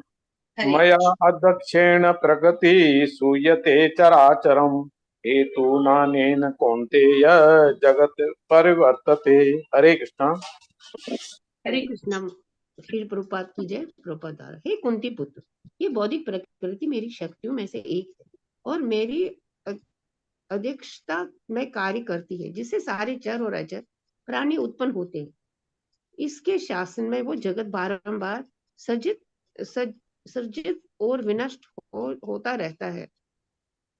Hare Krishna. Hare Krishna. Thank you so much माता ji, thank you so much प्रभु जी। धन्यवाद माता जी। Thank you. क्या समझाया जा रहा है यहाँ पर कि ये भौतिक प्रकृति मेरी शक्तियों में से एक है और ये मेरी अध्यक्षता में कार्य करती है। ये बहुत इंपॉर्टेंट श्लोक है 9.10। ये बार बार रिपीट होता है, भागवतम में तो बहुत बार आता है इसका रेफरेंस, क्योंकि भगवान यहाँ क्या बता रहे हैं कि भौतिक शक्तियां, जो भौतिक प्रकृतियां हैं, ये मेरी शक्तियों में से एक है, ये मेरी अध्यक्षता में कार्य करती है और बार बार इनका सृजन और विनाश का कारण कौन है? मैं हूं। भगवान यहाँ अपनी शक्ति को व्याख्यान दे रहे हैं, भगवान हमें समझा रहे हैं कि मेरी शक्ति को समझने की कोशिश करो। प्रभुपाद समझाते हैं, श्री प्रभुपाद की जय, कि यहाँ स्पष्ट बताया गया है यद्यपि परमेश्वर इस जगत के समस्त कार्यों से पृथक रहते हैं, किंतु इसके परम अध्यक्ष यानी निर्देशक भी वही। भगवद गीता में भगवान बताते हैं, मैं विभिन्न योनियों और रूपों का जीव प्रदान करने वाला पिता हूं। जिस तरह पिता बालक उत्पन्न करने के लिए माता के गर्भ में वीर्य स्थापित करता है, उसी प्रकार परमेश्वर अपनी चितवन मात्र से प्रकृति के गर्भ में जीवों को प्रविष्ट करते हैं। तो जैसे एक पिता और माता के संयोग से एक पुत्र का, एक शिशु का जन्म होता है, उसी प्रकार भगवान प्रकृति के गर्भ में इस सृष्टि को स्थापित करते। इतना सुंदर प्रभाव लिखते हैं कि बस पढ़ते ही रह जाते हैं। ये अतः माता जी भगवान, अपरा अपरा शक्ति के बारे में बताया ना, ये भौतिक जी शक्ति जी, मतलब भौतिक शक्ति, अपरा शक्ति, हाँ जी। बहिरंगा अतः से भगवान, हाँ, बहिरंगा, अपरा, और आप इसको भौतिक, सभी। तीनों में से कुछ भी कह सकते हैं। अतः भगवान इस जगत से प्रत्यक्ष रूप में आसक्त नहीं होते, वे प्रकृति पर दृष्टिपात करते हैं। अब भगवान को, अब देखिए, एक पिता को एक संतान को वजूद में लाने के लिए पिता माता को संपर्क करना पड़ता है, परंतु भगवान को प्रकृति के साथ कोई ऐसा कोई कांटेक्ट बनाने की आवश्यकता नहीं पड़ती, दृष्टिपात, क्योंकि भगवान की एक इंद्री दूसरी इंद्री का काम भी कर देती है। मनुष्य की क्या है? मनुष्य की इंद्रियां पहली बात तो अपूर्ण है, दूसरी बात मनुष्य की जो इंद्री जिस कार्य के लिए बनी है, हम पैरों से ही चल सकते हैं, पैरों से सुन नहीं सकते, आंखों से ही देख सकते हैं, हाथों से देख नहीं सकते, जीवा से ही खा सकते हैं, कानों से खा नहीं सकते, लेकिन भगवान अपनी एक इंद्रिय से दूसरी इंद्रिय का काम ले सकते हैं। तो भगवान को प्रकृति के साथ ऐसे कोई फिजिकल या इमोशनल कांटेक्ट में आने की जरूरत नहीं है। भगवान केवल उनकी दृष्टिपात मात्र से ही सृष्टि की रचना हो जाती है। इसलिए परमेश्वर की ओर से तो निस्संदेह क्रिया होती है, किंतु भौतिक जगत के प्राकट्य से उन्हें कोई लेना देना नहीं रहता। अब ये एक और एग्जाम्पल यहाँ पे बताया गया है, स्मृति में एक उदाहरण है, स्मृति अर्थात वेद, एक उदाहरण मिला है जो इस प्रकार है। जब किसी व्यक्ति के समक्ष फूल होता है तो उसकी सुगंध मिलती रहती है, किंतु फूल और सुगंध एक दूसरे से विलग होते हैं। हरि बोल। फूल होता है तो सुगंध अपने आप मिलती है, परंतु फूल और सुगंध दोनों अलग अलग रहते हैं। ये बहुत सुंदर श्लोक है और इनके तात्पर्य बहुत सुंदर है, तो हमें दोबारा दोबारा रिपीट करके अवश्य पढ़ना है। और ये श्लोक बहुत इंपॉर्टेंट भी है, क्योंकि प्रभुपाद इनका रेफरेंस बार बार भागवतम में लेंगे। अब जो आ रहा है 9.11, इसका भी बहुत बार आएगा, ये भागवतम में बहुत ये बार आएगा। फूल वाला माता जी समझ नहीं आया, जरा सा क्लियर जी करिए। जी। जैसे कि फूल फूल सुगंध। और खुशबू होती है, एक फूल है और उसकी खुशबू है, तो जहां फूल होगा वहां खुशबू ऑटोमेटिकली होगी, लेकिन है वो अलग, फूल अलग चीज है, खुशबू अलग तत्व है। हम्म। इसी प्रकार जीव तो भगवान का अंश है। भौतिक जगत तो भगवान, देखिए यहाँ पे क्लियर लिखा है, ऐसा ही संबंध भौतिक जगत और भगवान के बीच में भी है। भगवान को इस जगत से कोई प्रयोजन नहीं है, भगवान और भौतिक जगत अलग अलग है, जैसे फूल और खुशबू अलग अलग है। हम्म। भगवान की शक्तियों के कारण ये भौतिक जगत जो है वजूद में आ गया, एग्जिस्टेंस में आ गया, लेकिन इसका ये अर्थ नहीं है कि ये भौतिक जगत भगवान हो गए। दोनों पृथक है, जैसे फूल और उसकी सुगंध पृथक होते बिल्कुल। हैं। ये अगला श्लोक भी प्रभुपाद अब हम पढ़ने के लिए। हरे कृष्णा ज्योति माता जी, हरे कृष्णा। हरे कृष्ण माता जी। आप माता जी श्लोक पढ़ना चाहेंगे अपने? जी माता जी, मैं सारा ही पढ़ दूं या? नहीं, आप अपने श्लोक पढ़ना अ, चाहती हैं तो आप श्लोक और अनुवाद हाँ जी, दोनों पढ़िए, हाँ जी, और जी माता जिन्हें जी। दिक्कत है वो बता दें, उनके श्लोक हम लोग में से कोई भी पढ़ दे। जी नहीं माता जी, दोनों पढ़ लूंगी मैं। जी माता जी। हरे कृष्ण माता जी। हरे अवजानन्ति मामम मुड़ा मानुषिम तनुम आशितम परम भावनम अजानतम मम भूत महा ईश्वरम। जब मैं मनुष्य रूप में अवतरित होता हूँ तो मूर्ख मेरा उपवास करते हैं, वे मुझ परमेश्वर के दिव्य स्वभाव को नहीं जानते। हरे कृष्ण। हरे कृष्ण। अवजानन्ति मामूढ़ा मानुषीं तनुमाश्रितं परम भावम जानन्तो मम भूत महेश्वरम। जब मैं मनुष्य के रूप में अवतरित होता हूं तो मूर्ख मेरा उपहास करते हैं। और ये हमने कई बार देखा है कि बहुत से ऐसे मूर्ख होते हैं, और मैंने तो पर्सनली बहुतों को देखा गया है, मैं तो ऐसे लोगों के साथ रही हूँ। मेरे सर्कल में तो भरे पड़े हैं। कट्टर नास्तिक लोगों के समूह की ही एक भाग, एक एक उपज में भी हूँ। लेकिन देखिए भगवान की शक्ति के, भगवान ने कैसे धीरे धीरे कन्वर्ट कर दिया। तो भगवान क्या बताते हैं, तात्पर्य में श्री प्रभुपाद समझाते हैं कि यद्यपि भगवान मनुष्य के रूप में प्रकट होते हैं किंतु वे सामान्य नहीं होते। हम लोग क्या समझते हैं, हमें ऐसी बहुत सी बातें सुनने को मिलती है, अरे तुम्हारे कृष्णा की तो 16,000 रानियां थी, अरे वो तो वैसे, वो तो वैसे, बहुत सारे अपशब्द सुनने को मिलते हैं, भगवान का उपहास किया जाता है। लेकिन भक्ति रसामृत सिंधु में कहा गया है कि जब हम भगवान का, हमें कभी भी भगवान और भगवान के भक्तों का हमें ऐसा मजाक उड़ता या ऐसा अपमान नहीं सहन करना चाहिए। या तो हम ऐसे व्यक्ति को अपने तर्कों द्वारा विजय प्राप्त कर सके, या फिर हम उस स्थान को छोड़ दें, और तीसरा विकल्प है कि आत्महत्या करें। तो हमारे हिज ग्रेस करश्याम प्रभु जी कहते हैं कि सबसे अच्छा है उस स्थान को छोड़। लेकिन आप कैसे उस स्थान को छोड़ेंगे जब आप रहते ही उस घर में होंगे? तो ये हमारे प्रारब्ध है। हमारे पुराने कर्म इतने खराब रहे होते हैं कि हमें ये प्रारब्ध भुगतने पड़ते। भगवान ने ऐसी जगह बिठा दिया है जहां पर चारों तरफ नास्तिक लोग भी हैं, लेकिन फिर भी हमें भगवान के इस ज्ञान दीपक को जलाए रखें। और यही भक्ति की, एक भक्ति का चैलेंज भी है। भक्ति सरल नहीं है, यही चैलेंज है कि हमें ऐसे लोगों को अपने, हमें तर्कों को तेज करना है। हमारे तर्क, और तर्क कौन तेज करेगा? शास्त्र। जब हमने शास्त्र पढ़ा है, कोई अगर हमें बोलता है कि तुम्हारे भगवान की 16,108 रानियां थी, तो हमें उनसे बोलना है कि हाँ ठीक है, तुम भी करो, 16,108 रानियों से विवाह तुम भी करो, लेकिन उन सबको एक एक महल भी देना और सबके साथ एक साथ भी रहना। अब बोलो, अब उसके पास जवाब नहीं। तुम्हारे भगवान तो गोपियों के साथ हास परिहास करते थे, बिल्कुल करते थे, आप भी कीजिए, आपको कौन मना करता है। लेकिन भगवान ने अपनी छोटी उंगली पे गोवर्धन भी उठाया था। 7 दिन तक भगवान गोवर्धन उठा के खड़े रहते, आप भी उठाइए, फिर आप गोपियों के संग रास लीला कीजिए। तो फिर उनके पास आंसर नहीं है। तो हमारे तर्क तेज होने चाहिए। तुम्हारे भगवान के पास तो ऐश्वर्य था भाई, उनके पास इतनी गाय थी, ये थी, वो थी, हाँ बिल्कुल थी, लेकिन हमारे भगवान सबसे बड़े त्यागी भी थे। उनके सभी ऐश्वर्यों में त्याग भी है, सबसे असीम मात्रा में त्याग। जिन्होंने अपने जन्म के पूर्व अपने इतने सारे भाइयों का वध देखा, भगवान होते हुए भी न केवल वध देखा, जन्म लेने के पश्चात, प्रकट होने के पश्चात अपनी माता को छोड़ के जाना पड़ा। अपनी प्रेयसी श्रीमती राधा रानी, जो उनकी उनकी हृदय है, उनकी आत्मा है, उन राधा रानी को वही वृंदावन में छोड़ के उन्हें जाना। इतना बड़ा त्याग कौन करेगा? तो हमारे पास तर्क होने चाहिए, और ये तर्क हमें कहां से मिलते हैं? शास्त्रों से। इसलिए शास्त्रों को हमें अवश्य पढ़ना चाहिए। तो निस्संदेह भौतिक जगत या वैकुंठ लोक दोनों ही के कई कई निर्देशक होते हैं, किंतु कृष्ण परम नियंता है। भगवान कृष्ण जो भी हमारी भौतिक जगत है या भौतिक जगत से जुड़ी हुई चीजें हैं, वो उस सबके नियंता भगवान कृष्ण है। लेकिन कुछ मूर्ख लोग जो है भगवान का परिहास करते हैं, उनके बारे में भगवान यहाँ बता रहे, प्रपाद में समझा रहे। अब देखिए यहाँ पर भगवान के रूप के बारे में बताया गया। तो माता जी ये पैराग्राफ पढ़ते हैं, भगवान कृष्ण के सच्चिदानंद रूप। हरे कृष्ण। भगवान कृष्ण के सच्चिदानंद स्वरूप होने पर भी ऐसे अनेक तथाकथित विद्वान तथा भगवत गीता के टीकाकार हैं जो कृष्ण को सामान्य पुरुष कहकर उनका उपहास करते हैं।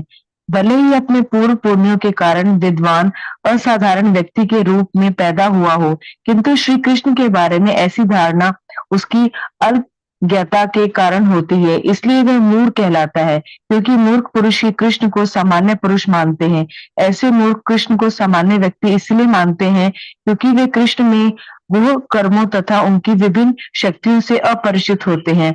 वे ये नहीं जानते कि कृष्ण का शरीर पूर्ण ज्ञान तथा आनंद का प्रतीक है। वे प्रत्येक वस्तु के स्वामी हैं और किसी को भी मुक्ति प्रदान करने वाले हैं। क्योंकि वे कृष्ण के इतने सारे दिव्य गुणों को नहीं जानते, इसलिए उनका उपहास करते हैं।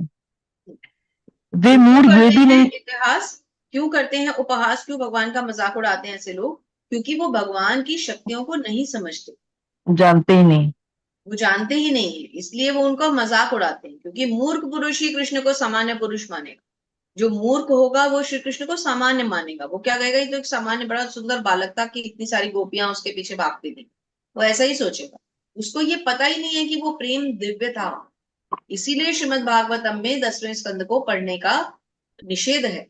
जब तक आप 10वें स्कंद तक पहुंच ना जाएं, भक्त कभी सीधा 10वें स्कंद पे नहीं जाएगा। यही डिफरेंस है एक भक्त में और एक अभक्त में।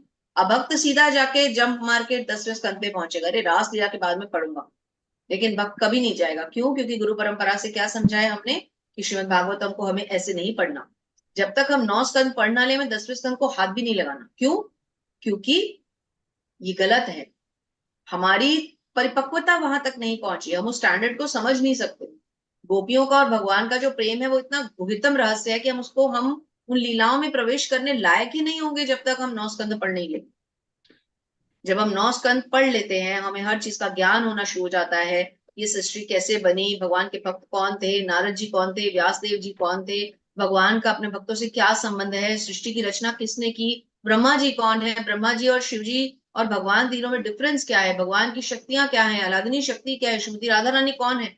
जब तक हम ये सब क्वेश्चंस को एक ब्रॉड पैरामीटर्स पे नहीं ले आएंगे, कम से कम ब्रॉड एंगल से नहीं देख लेंगे, तब तक हम 10वें स्कंद को हाथ भी नहीं लगाने के लायक। तो यही यहाँ पर बताया गया है कि एक भक्त जो होता है वो कभी भी भगवान की शक्तियों को, वो हमेशा भगवान की शक्तियों के आगे नमन करता है। परंतु जो अभक्त होता है वो भगवान की शक्तियों को मानता ही नहीं। माता जी, उपहास मजाक मजाक उड़ाना। हाँ जी। तो इसी संदर्भ में श्रीमद् भागवत में जब शौनक आदि मुनियों ने सूत गोस्वामी से भगवान कृष्ण के कार्यकलापों के विषय में पूछा, तो उन्होंने क्या कहा, कृतवान किल कर्माणि सह रामेण केशवः अतिमर्त्यार्णी भगवान गूढ़ः कपटमानुषः। भगवान श्री कृष्ण ने बलराम के साथ साथ मनुष्य की भांति क्रीड़ा की और इस तरह प्रचंड रूप में उन्होंने अनेक अति मानवीय कार्य। मनुष्य के रूप में भगवान का प्राकट्य मूर्ख को मोहित बना देता है। कोई भी मनुष्य उस अलौकिक कार्य को संपन्न नहीं कर सकता जिन्हें उन्होंने इस धरा पर करके दिखाया। अपने माता पिता को जेल से छुड़वाया, जब उनका जन्म ही देखिए कैसी परिस्थिति में हुआ। क्या एक सामान्य बच्चा ऐसी परिस्थितियों में जन्म ले सकता है कि वो जेल के अंदर उसका जन्म हो, फिर वो अपने पिता की टोकरी में बैठकर कहीं से कहीं ट्रांसफर हो जाए, फिर एक दूसरा शिष्य माता के गर्भ में आ जाए, फिर दीवार पे एक पुत्री को मारा जाए और वो योग माया बनकर उड़ जाए। क्या ये सब संभव है आज के युग में? नहीं। तो यहीं से पता चलता है कि भगवान साधारण नहीं थे। तो जो उनका उपहास करते हैं वे पूरी तरह से मूर्ख। हरे कृष्ण। जी प्रभु जी। हरे सॉरी कृष्ण। जी माता जी। मोघ आशा मोघ कर्मणा मोघ ज्ञाना विचेतसे राक्षसीम आसुरीं च एव प्रकृतिम मोहिनीं श्रिता। जो लोग इस प्रकार मोहग्रस्त होते हैं वे आसुरी तथा नास्तिक विचारों के प्रति आकृष्ट रहते हैं। इस मोहग्रस्त अवस्था में उनकी मुक्ति आशा, उनके सकाम कर्म तथा ज्ञान का अनुशीलन सभी निष्फल हो जाते हैं। हरे कृष्ण। हरे कृष्ण। तो जो लोग इस प्रकार मोहग्रस्त होते हैं वो आसुरी और नास्तिक विचारकों के प्रति आकृष्ट रहते हैं। क्यों? क्योंकि वो समझ ही नहीं पाते। जो मोहग्रस्त होगा वो भ्रमित होगा ना, वो समझ कैसे पाएगा? एक भ्रमित व्यक्ति क्या समझेगा, क्या भगवान है, क्या उनके टॉपिक्स हैं, क्या उनके कार्यकलाप हैं? एक भ्रमित व्यक्ति कैसे समझेगा? ये तो केवल एक भक्ति समझ सकता है। लेकिन भक्ति इतनी सरल भी तो नहीं है कि जो सबको समझ में आ जाए। तो भगवान कृष्ण को सामान्य व्यक्ति मानना घोर अपराध है। जो ऐसा करते हैं वो निश्चित रूप से मोहग्रस्त रहते हैं, क्योंकि वो कृष्ण के शाश्वत रूप को नहीं समझ पाते। तो बृहदीष्णु स्मृति का कथन है, यो वेत्ति भौतिकम देहम कृष्णस्य परमात्मनः स सर्वस्माद् बहिष्कारः श्रौतस्व आर्तविधानतः मुखम तस्यावलोक्यापि सचेलम स्नानमाचरेत्। अर्थात जो भगवान कृष्ण के शरीर को भौतिक मानता है, उसे श्रुति या स्मृति के समस्त अनुष्ठानों से वंचित कर देना चाहिए। यदि कोई भूल से उसका मुख देख ले तो उसे तुरंत गंगा स्नान कर लेना चाहिए। जो भी कोई व्यक्ति भगवान के शरीर को भौतिक मानता है, देखिए उसको कितनी घृणा उससे बताई गई है। ऐसे व्यक्ति से घृणा करनी चाहिए। जो लोग भगवान का मजाक उड़ाते हैं, हमें उन लोगों के साथ संबंध नहीं रखनी चाहिए। परंतु इस कलयुग में कई बार हम ऐसे लोगों को छोड़ भी नहीं सकते। यदि वो हमारे परिवार का हिस्सा है तो हम क्या करें, परंतु ये हमारे प्रारब्ध है। भगवान से प्रार्थना करनी चाहिए, भगवान इस परिस्थिति से आप कोई तोड़ निकालिए कि मैं बचूं इस परिस्थिति से, और मुझे इससे कोई नहीं बचा सकता। और हम फिर देखते हैं कि धीरे धीरे चेंजेस होते हैं। जी माता जी।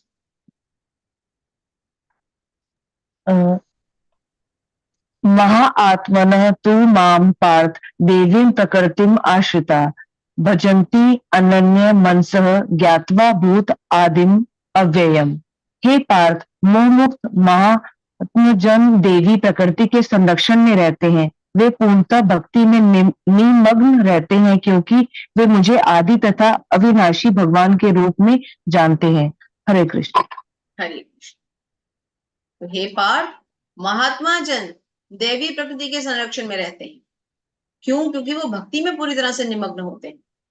जो हमारे गुरुजन हैं, हमारे शिक्षा गुरुज हैं, जैसे कि शिला प्रभुपाद तो है ही शिक्षा गुरु, हम सबके ही हैं।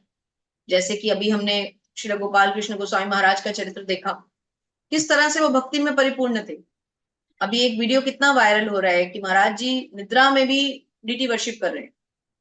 सोचिए, उसी प्रसंग को देखते हुए एक जहां पर हमने ये वीडियो देखा, वहीं पर खड़े होकर के एक प्रभु जी ने बहुत सुंदर लेक्चर भी दिया है। बहुत सुंदर लाइंस उन्होंने कही है कि हम तो डीटी वर्शिप करते हुए निद्रा में चले जाते हैं। वर्शिप भी हो रही है, निद्रा भी हो रही है, जप भी हो रहा है, नींद भी हो रही है, और होता है, हम सबके साथ होता है। सबके साथ हुआ होगा, कोई हम में से ऐसा नहीं है जो कभी ना कभी निद्रा की चपेट में ना आए हो। कई बार क्लास करते करते हो जाता है, झपकी आ जाती है, क्योंकि हम लोग भौतिक हैं। लेकिन जो दिव्य है, महाराज जी कितनी दिव्य आत्मा है। देखिए, वो भगवान की डीटी वर्शिप नींद में भी कर रहे हैं। तो ऐसा भक्त भगवान कह रहे हैं कि वो मेरी भक्ति में पूरी तरह से तल्लीन होता है, तो वो फिर महात्मा होता है। उसको भगवान स्वयं महात्मा डिक्लेयर कर रहे हैं। जी माता जी।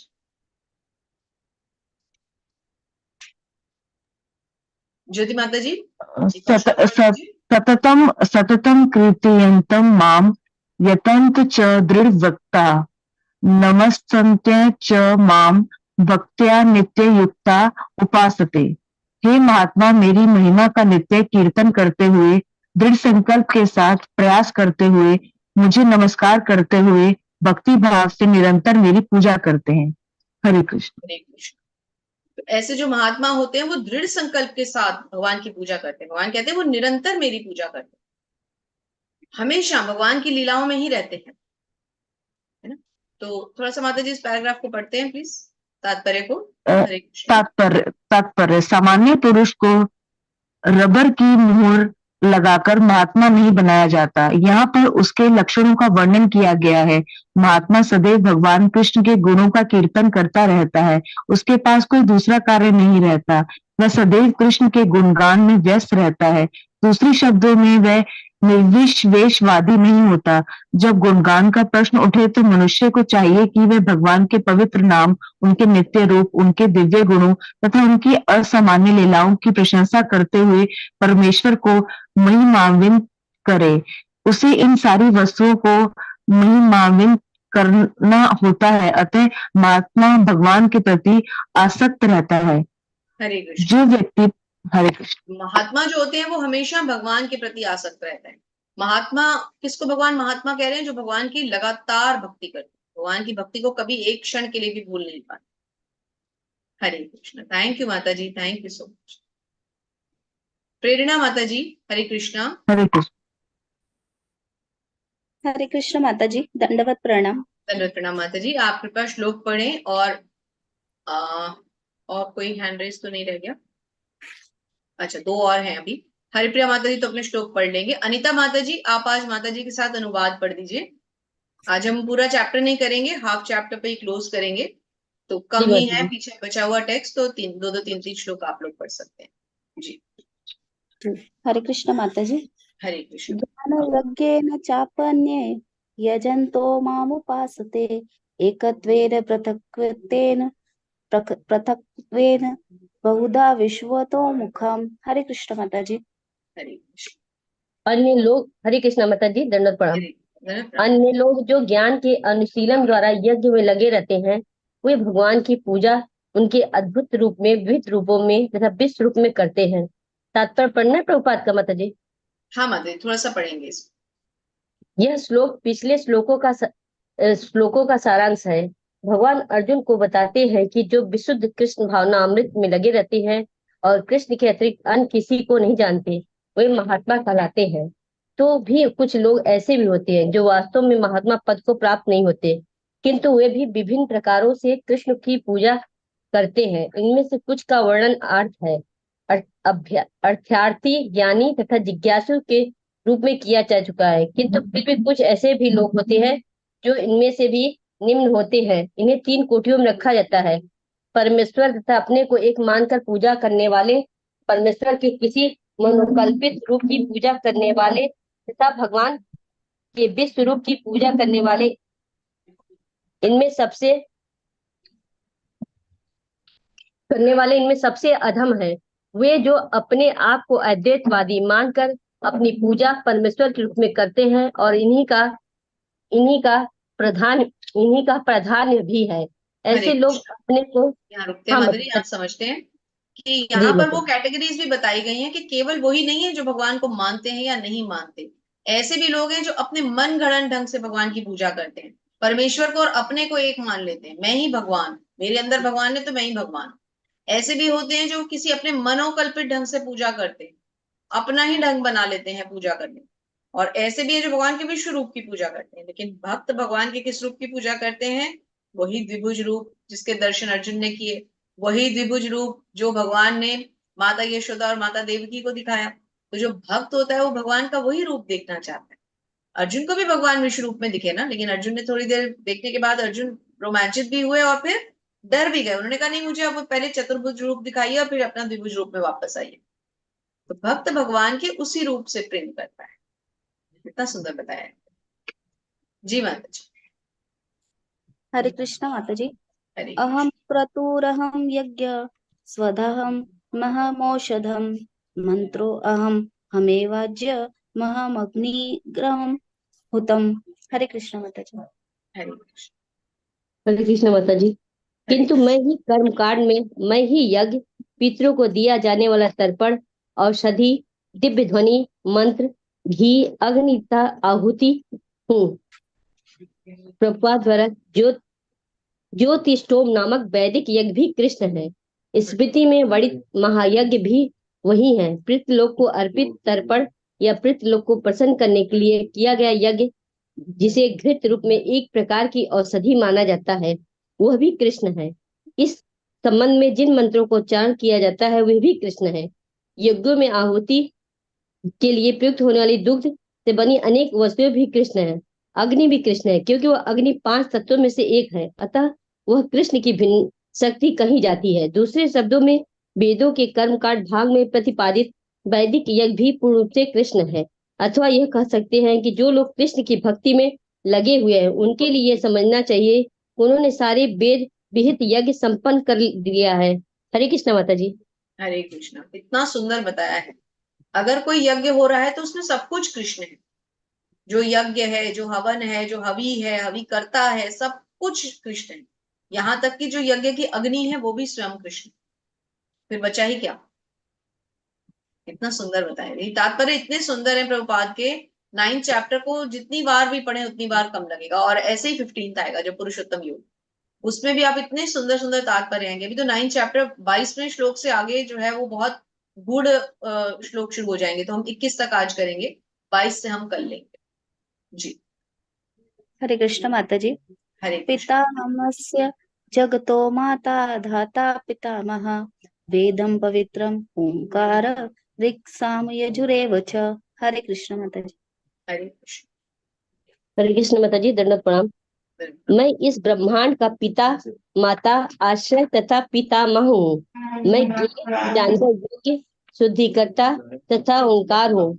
मैं ऋग्वेद, सामवेद, यजुर्वेद भी हूँ। हरे कृष्ण। कितना सुंदर बता रहे हैं भगवान कि मैं ही सब कुछ हूँ। इस ब्रह्मांड का पिता, माता, आश्रय, पितामह सब कुछ मैं ही हूँ। शुद्धिकर्ता भी मैं हूँ, ओमकार भी मैं हूँ। यहाँ यज्ञों के साथ भगवान स्वयं को रिलेट कर रहे हैं। यज्ञ क्या है? स्वयं यज्ञ मैं ही हूँ। यज्ञ कहाँ से आते हैं? यज्ञ हमें वेदों ने दिए, तो वेद भी मैं ही हूँ, है ना। भगवान के बारे में थोड़ा सा यहाँ हम जानते हैं। तो प्रेरणा माता जी, आप यहाँ से पढ़ें। ये देखिए आगे लिखा है ना, इस श्लोक में आए धाता शब्द का अर्थ सृष्टा है। 5वीं लाइन, 4th या 5th लाइन देखिए, इस कर्सर श्लोक दिख में रहा है आए, आपको? हाँ, हाँ यहाँ से जी जी माता जी। तात्पर्य इस श्री श्लोक प्रभुपाद में के आए, द्वारा, श्री प्रभुपाद तात्पर्य की। श्री प्रभुपाद जी के द्वारा, श्री प्रभुपाद जी की जय। इस श्लोक में आए धाता शब्द का अर्थ सृष्टा है। न केवल हमारे माता पिता कृष्ण के अंशरूप है, अपितु इनके सृष्टा दादा तथा दादी कृष्ण है। वस्तुतः कोई भी जीव कृष्ण का अंश होने के कारण कृष्ण है। अतः सारे वेदों के लक्ष्य श्री कृष्ण ही है। हम वेदों से जो भी जानना चाहते हैं वह श्री कृष्ण को जानने की दिशा में होता है। जिस विषय में हमारी स्वाभाविक स्थिति शुद्ध होती है वह श्री कृष्ण है।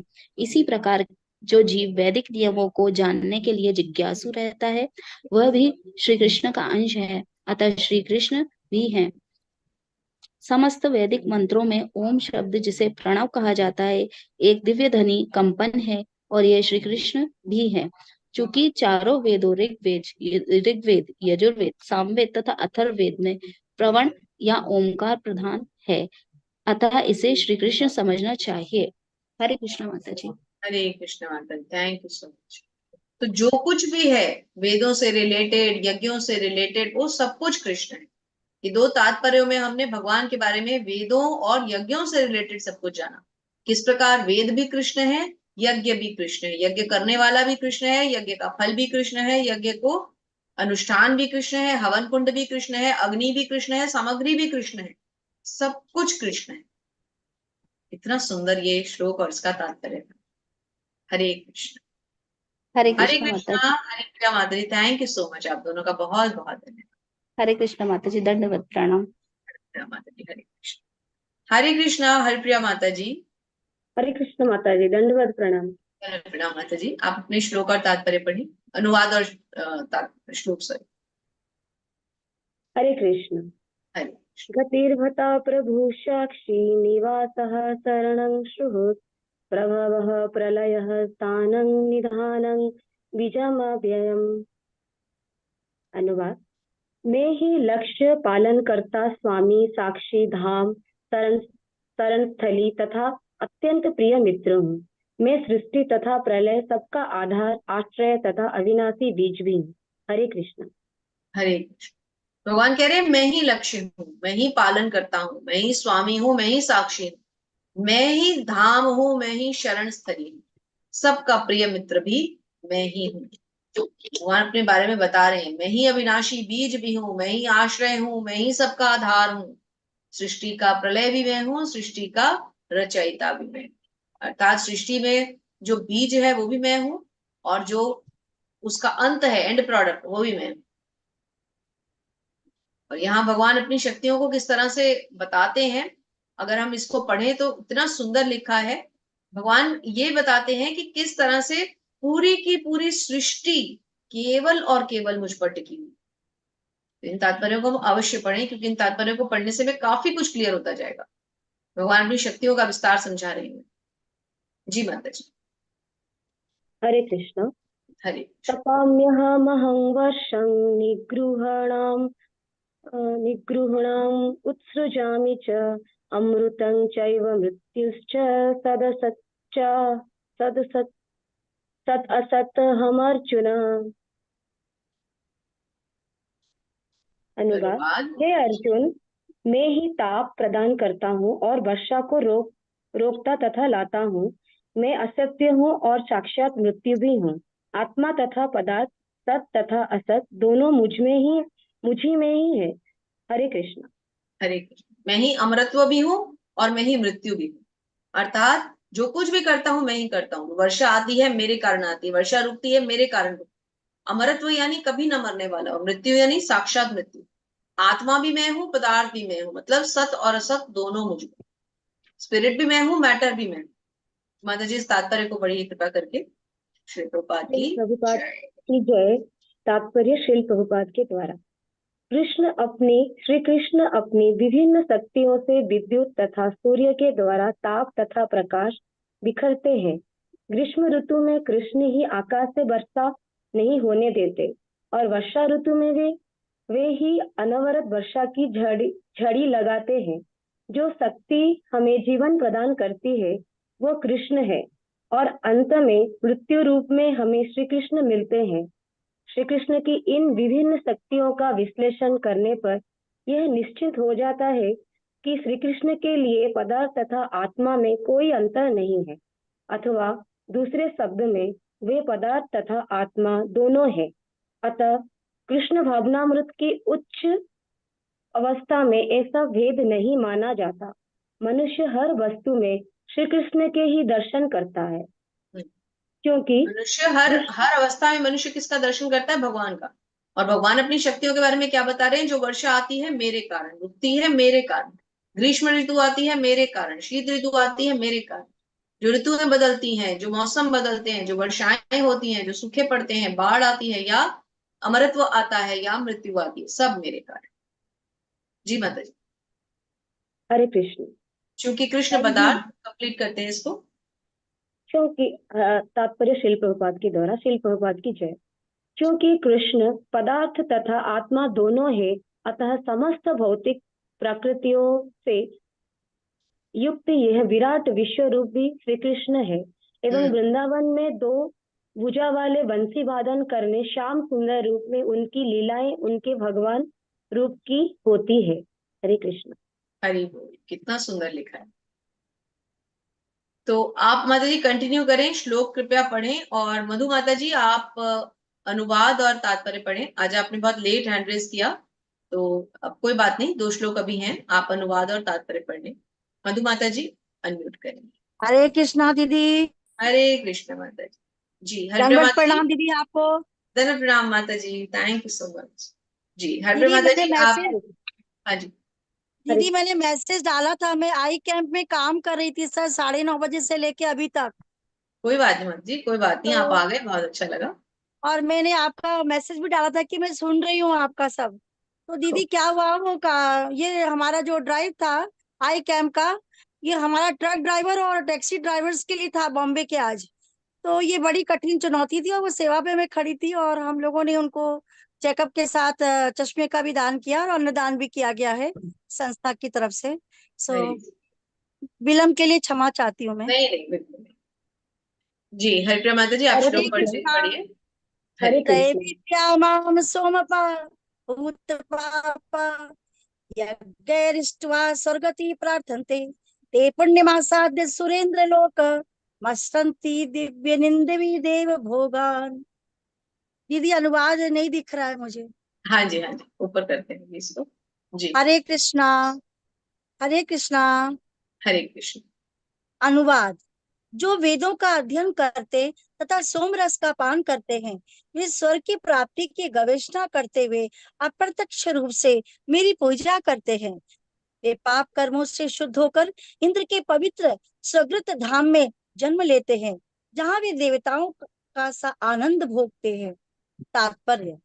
श्री प्रभुपाद की जय। हरे कृष्णा। हरे कृष्ण। जय पहले अनुवाद को समझते हैं श्री माता जी, एक बार रुकते हैं ओके यहाँ दीदी, पर। धन्यवाद दीदी। जी तो जो वेदों का अध्ययन करते हैं और सोमरस का पान करते हैं, तो सोमरस जो है वो कोई उसको मदिरा न समझे, ये एक तरह का एनर्जी ड्रिंक है जो कि देवताओं के लिए बना है और स्वर्गलोक में ही मिलता है। वे स्वर्ग की प्राप्ति की गवेषणा करते हुए अप्रत्यक्ष रूप से मेरी पूजा करते हैं। अर्थात भगवान क्या कह रहे हैं कि पापों से भी वो लोग शुद्ध हो जाते हैं और इंद्र के पवित्र स्वर्ग धाम में जन्म लेते हैं, जहां देवताओं का सा आनंद है। तो वही बात हो गई कि अच्छे कर्म करने से हमें क्या मिलते हैं, स्वर्गलोक मिलते हैं। स्वर्गलोक मिलेगा तो क्या मिलेगा, इंद्र की नगरी मिलेगी, सोमरस का पान मिलेगा, परंतु भगवान की सेवा नहीं मिलेगी। तो भक्त क्या चाहता है, भक्त भगवान की सेवा करना चाहता है। तो तात्पर्य से समझते हैं इसको। जी माता जी, तात्पर्य पढ़िए। तात्पर्य। हरे कृष्णा। हरे कृष्ण। त्रैविद विद्या शब्द 3 वेदों साम, यजु तथा ऋग्वेद का सूचक है। जिस ब्राह्मण ने इन तीनों वेदों का अध्ययन किया है वो त्रिवेदी कहलाता है। जो इन तीनों वेदों से प्राप्त ज्ञान के प्रति आसक्त रहता है उसका समाज में आदर होता है।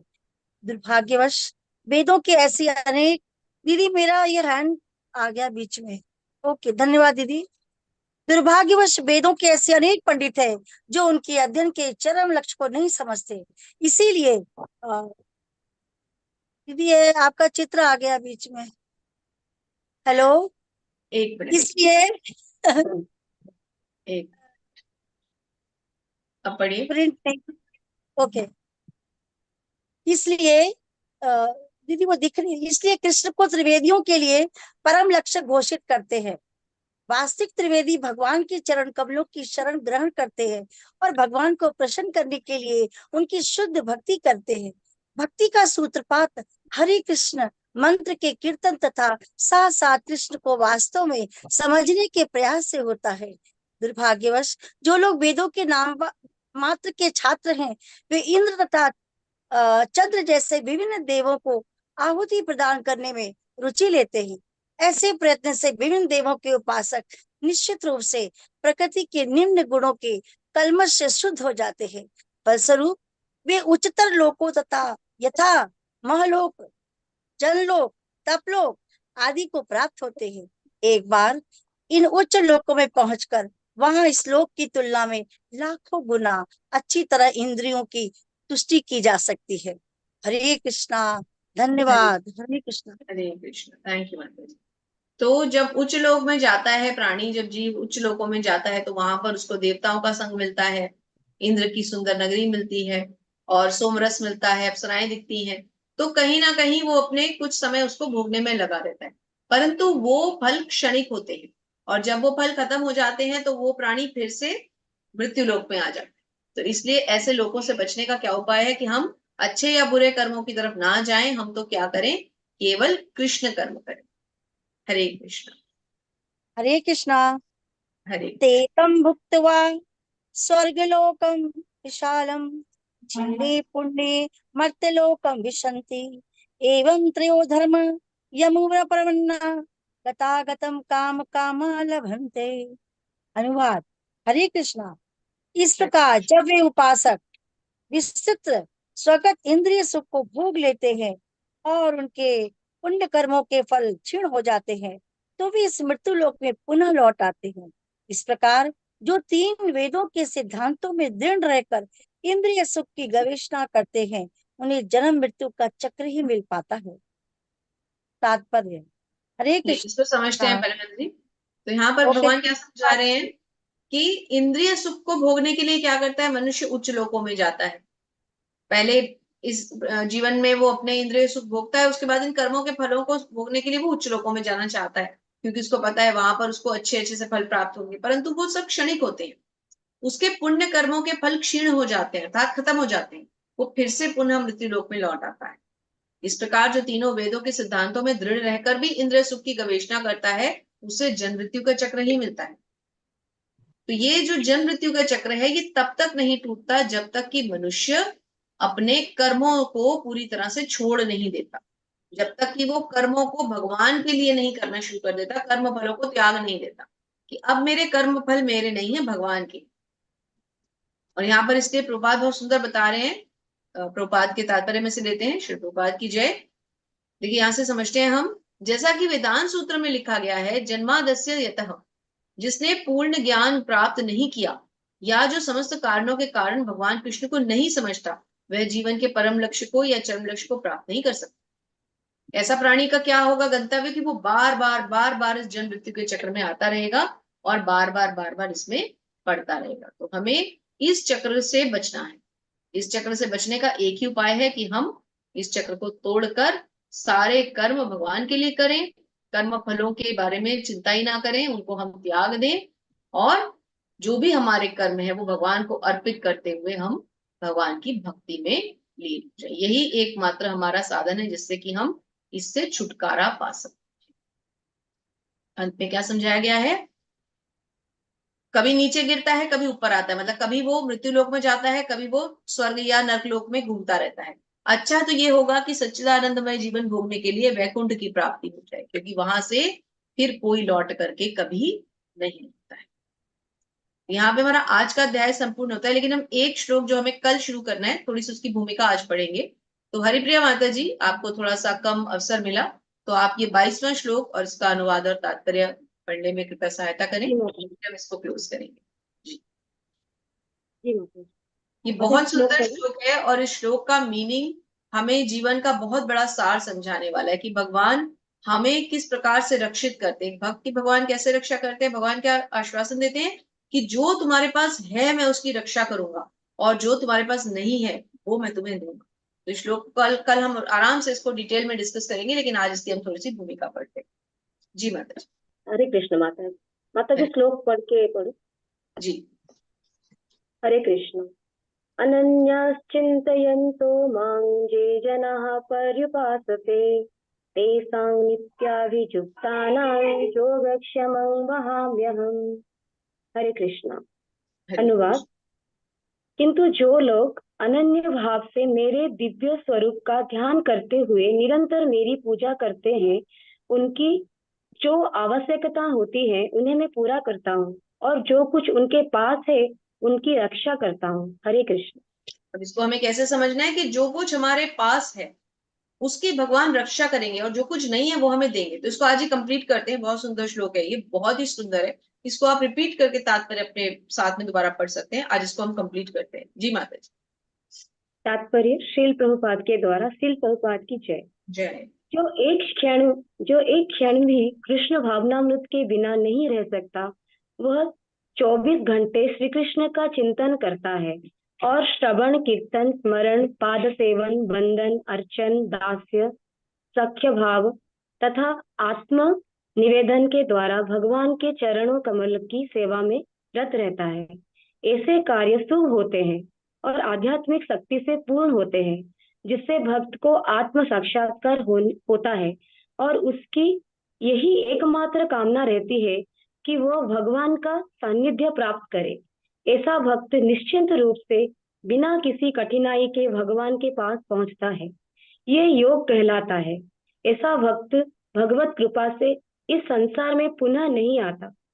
क्षम का अर्थ है भगवान द्वारा कृपामय संरक्षण। भगवान योग द्वारा पूर्णतः श्री कृष्ण भावना भावित होने में सहायक बनते हैं और जब भक्त पूर्ण श्री कृष्ण भावना भावित हो जाते हैं तो भगवान उसे दुखमय बद्ध जीवन में फिर से गिरने से उसकी रक्षा करते हैं। हरे कृष्ण। कितना सुंदर श्लोक है। भगवान ने कितना आश्वासन दिया है कि जो तुम्हारे पास है, देखिए क्या कहते हैं, जो लोग अनन्य भाव से मेरे दिव्य स्वरूप का ध्यान करते हुए मेरी निरंतर पूजा करते, जो मनुष्य भगवान की निरंतर पूजा करते हैं, उनकी जो आवश्यकताएं होती हैं उन्हें मैं पूर्ण करता हूँ और जो कुछ भी उनके पास है उसकी मैं रक्षा करता हूँ। योगक्षेमम वहाम्यहम्। LIC का मोटो है ना, योगक्षेमम वहाम्यहम्, अर्थात जो कुछ भी है इसको हम शब्दार्थ से समझते हैं। इस श्लोक के लिए हम एक बार इसको पढ़ते हैं, फिर इसके शब्दार्थ से इसको समझते हैं। अनन्य अश्चिन्तयन्त्यो माम ये जनाः पर्युपासते तेषां नित्याभियुक्तानां योगक्षेमं वहाम्यहम्।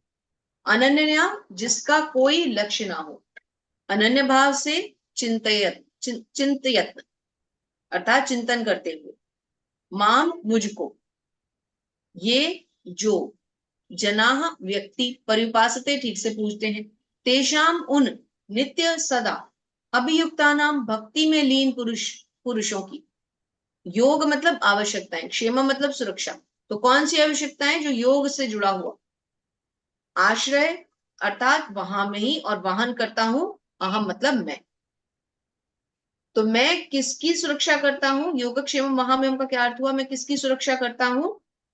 किसको आश्रय प्रदान करता हूं? योग से जो आता है। जो लोग अनन्य भाव से मुझे ध्यान करते हुए मेरी पूजा करते, ऐसे लोगों की मैं रक्षा करता हूँ। और जो उनके पास होता है उसका मैं रक्षा करता हूँ, जो उनके पास नहीं होता वो मैं उन्हें देता हूँ। बहुत ही सुंदर ये श्लोक है। इसको हमें थोड़ा सा शब्दार्थ जब हम समझते हैं तो थोड़ा थोड़ा हमें समझ में आने लगता है ना। तो आज का अध्याय हम यही संपन्न करेंगे और कल हम तीसरे श्लोक से आगे चलेंगे। हरि बोल, हरि बोल। तो अभी एक बार हम यहाँ पर YouTube का सेशन ऑफ करते हैं। सभी वैष्णवों को प्रणाम मंत्र के साथ हम आप सबका धन्यवाद करते हैं। इसके पश्चात फिर आप अपने प्रश्न रख सकते हैं। वाञ्छाकल्पतरुभ्यश्च कृपा सिन्धुभ्य एव च पतितानां पावनेभ्यो नमो नमः। अनंत कोटि वैष्णव वृंद की जय श्री प्रभुपाद महाराज की जय। आप सभी सुंदर भक्तों की जय। श्री राधा गोविंद भगवान की जय। जय। Thank you so much.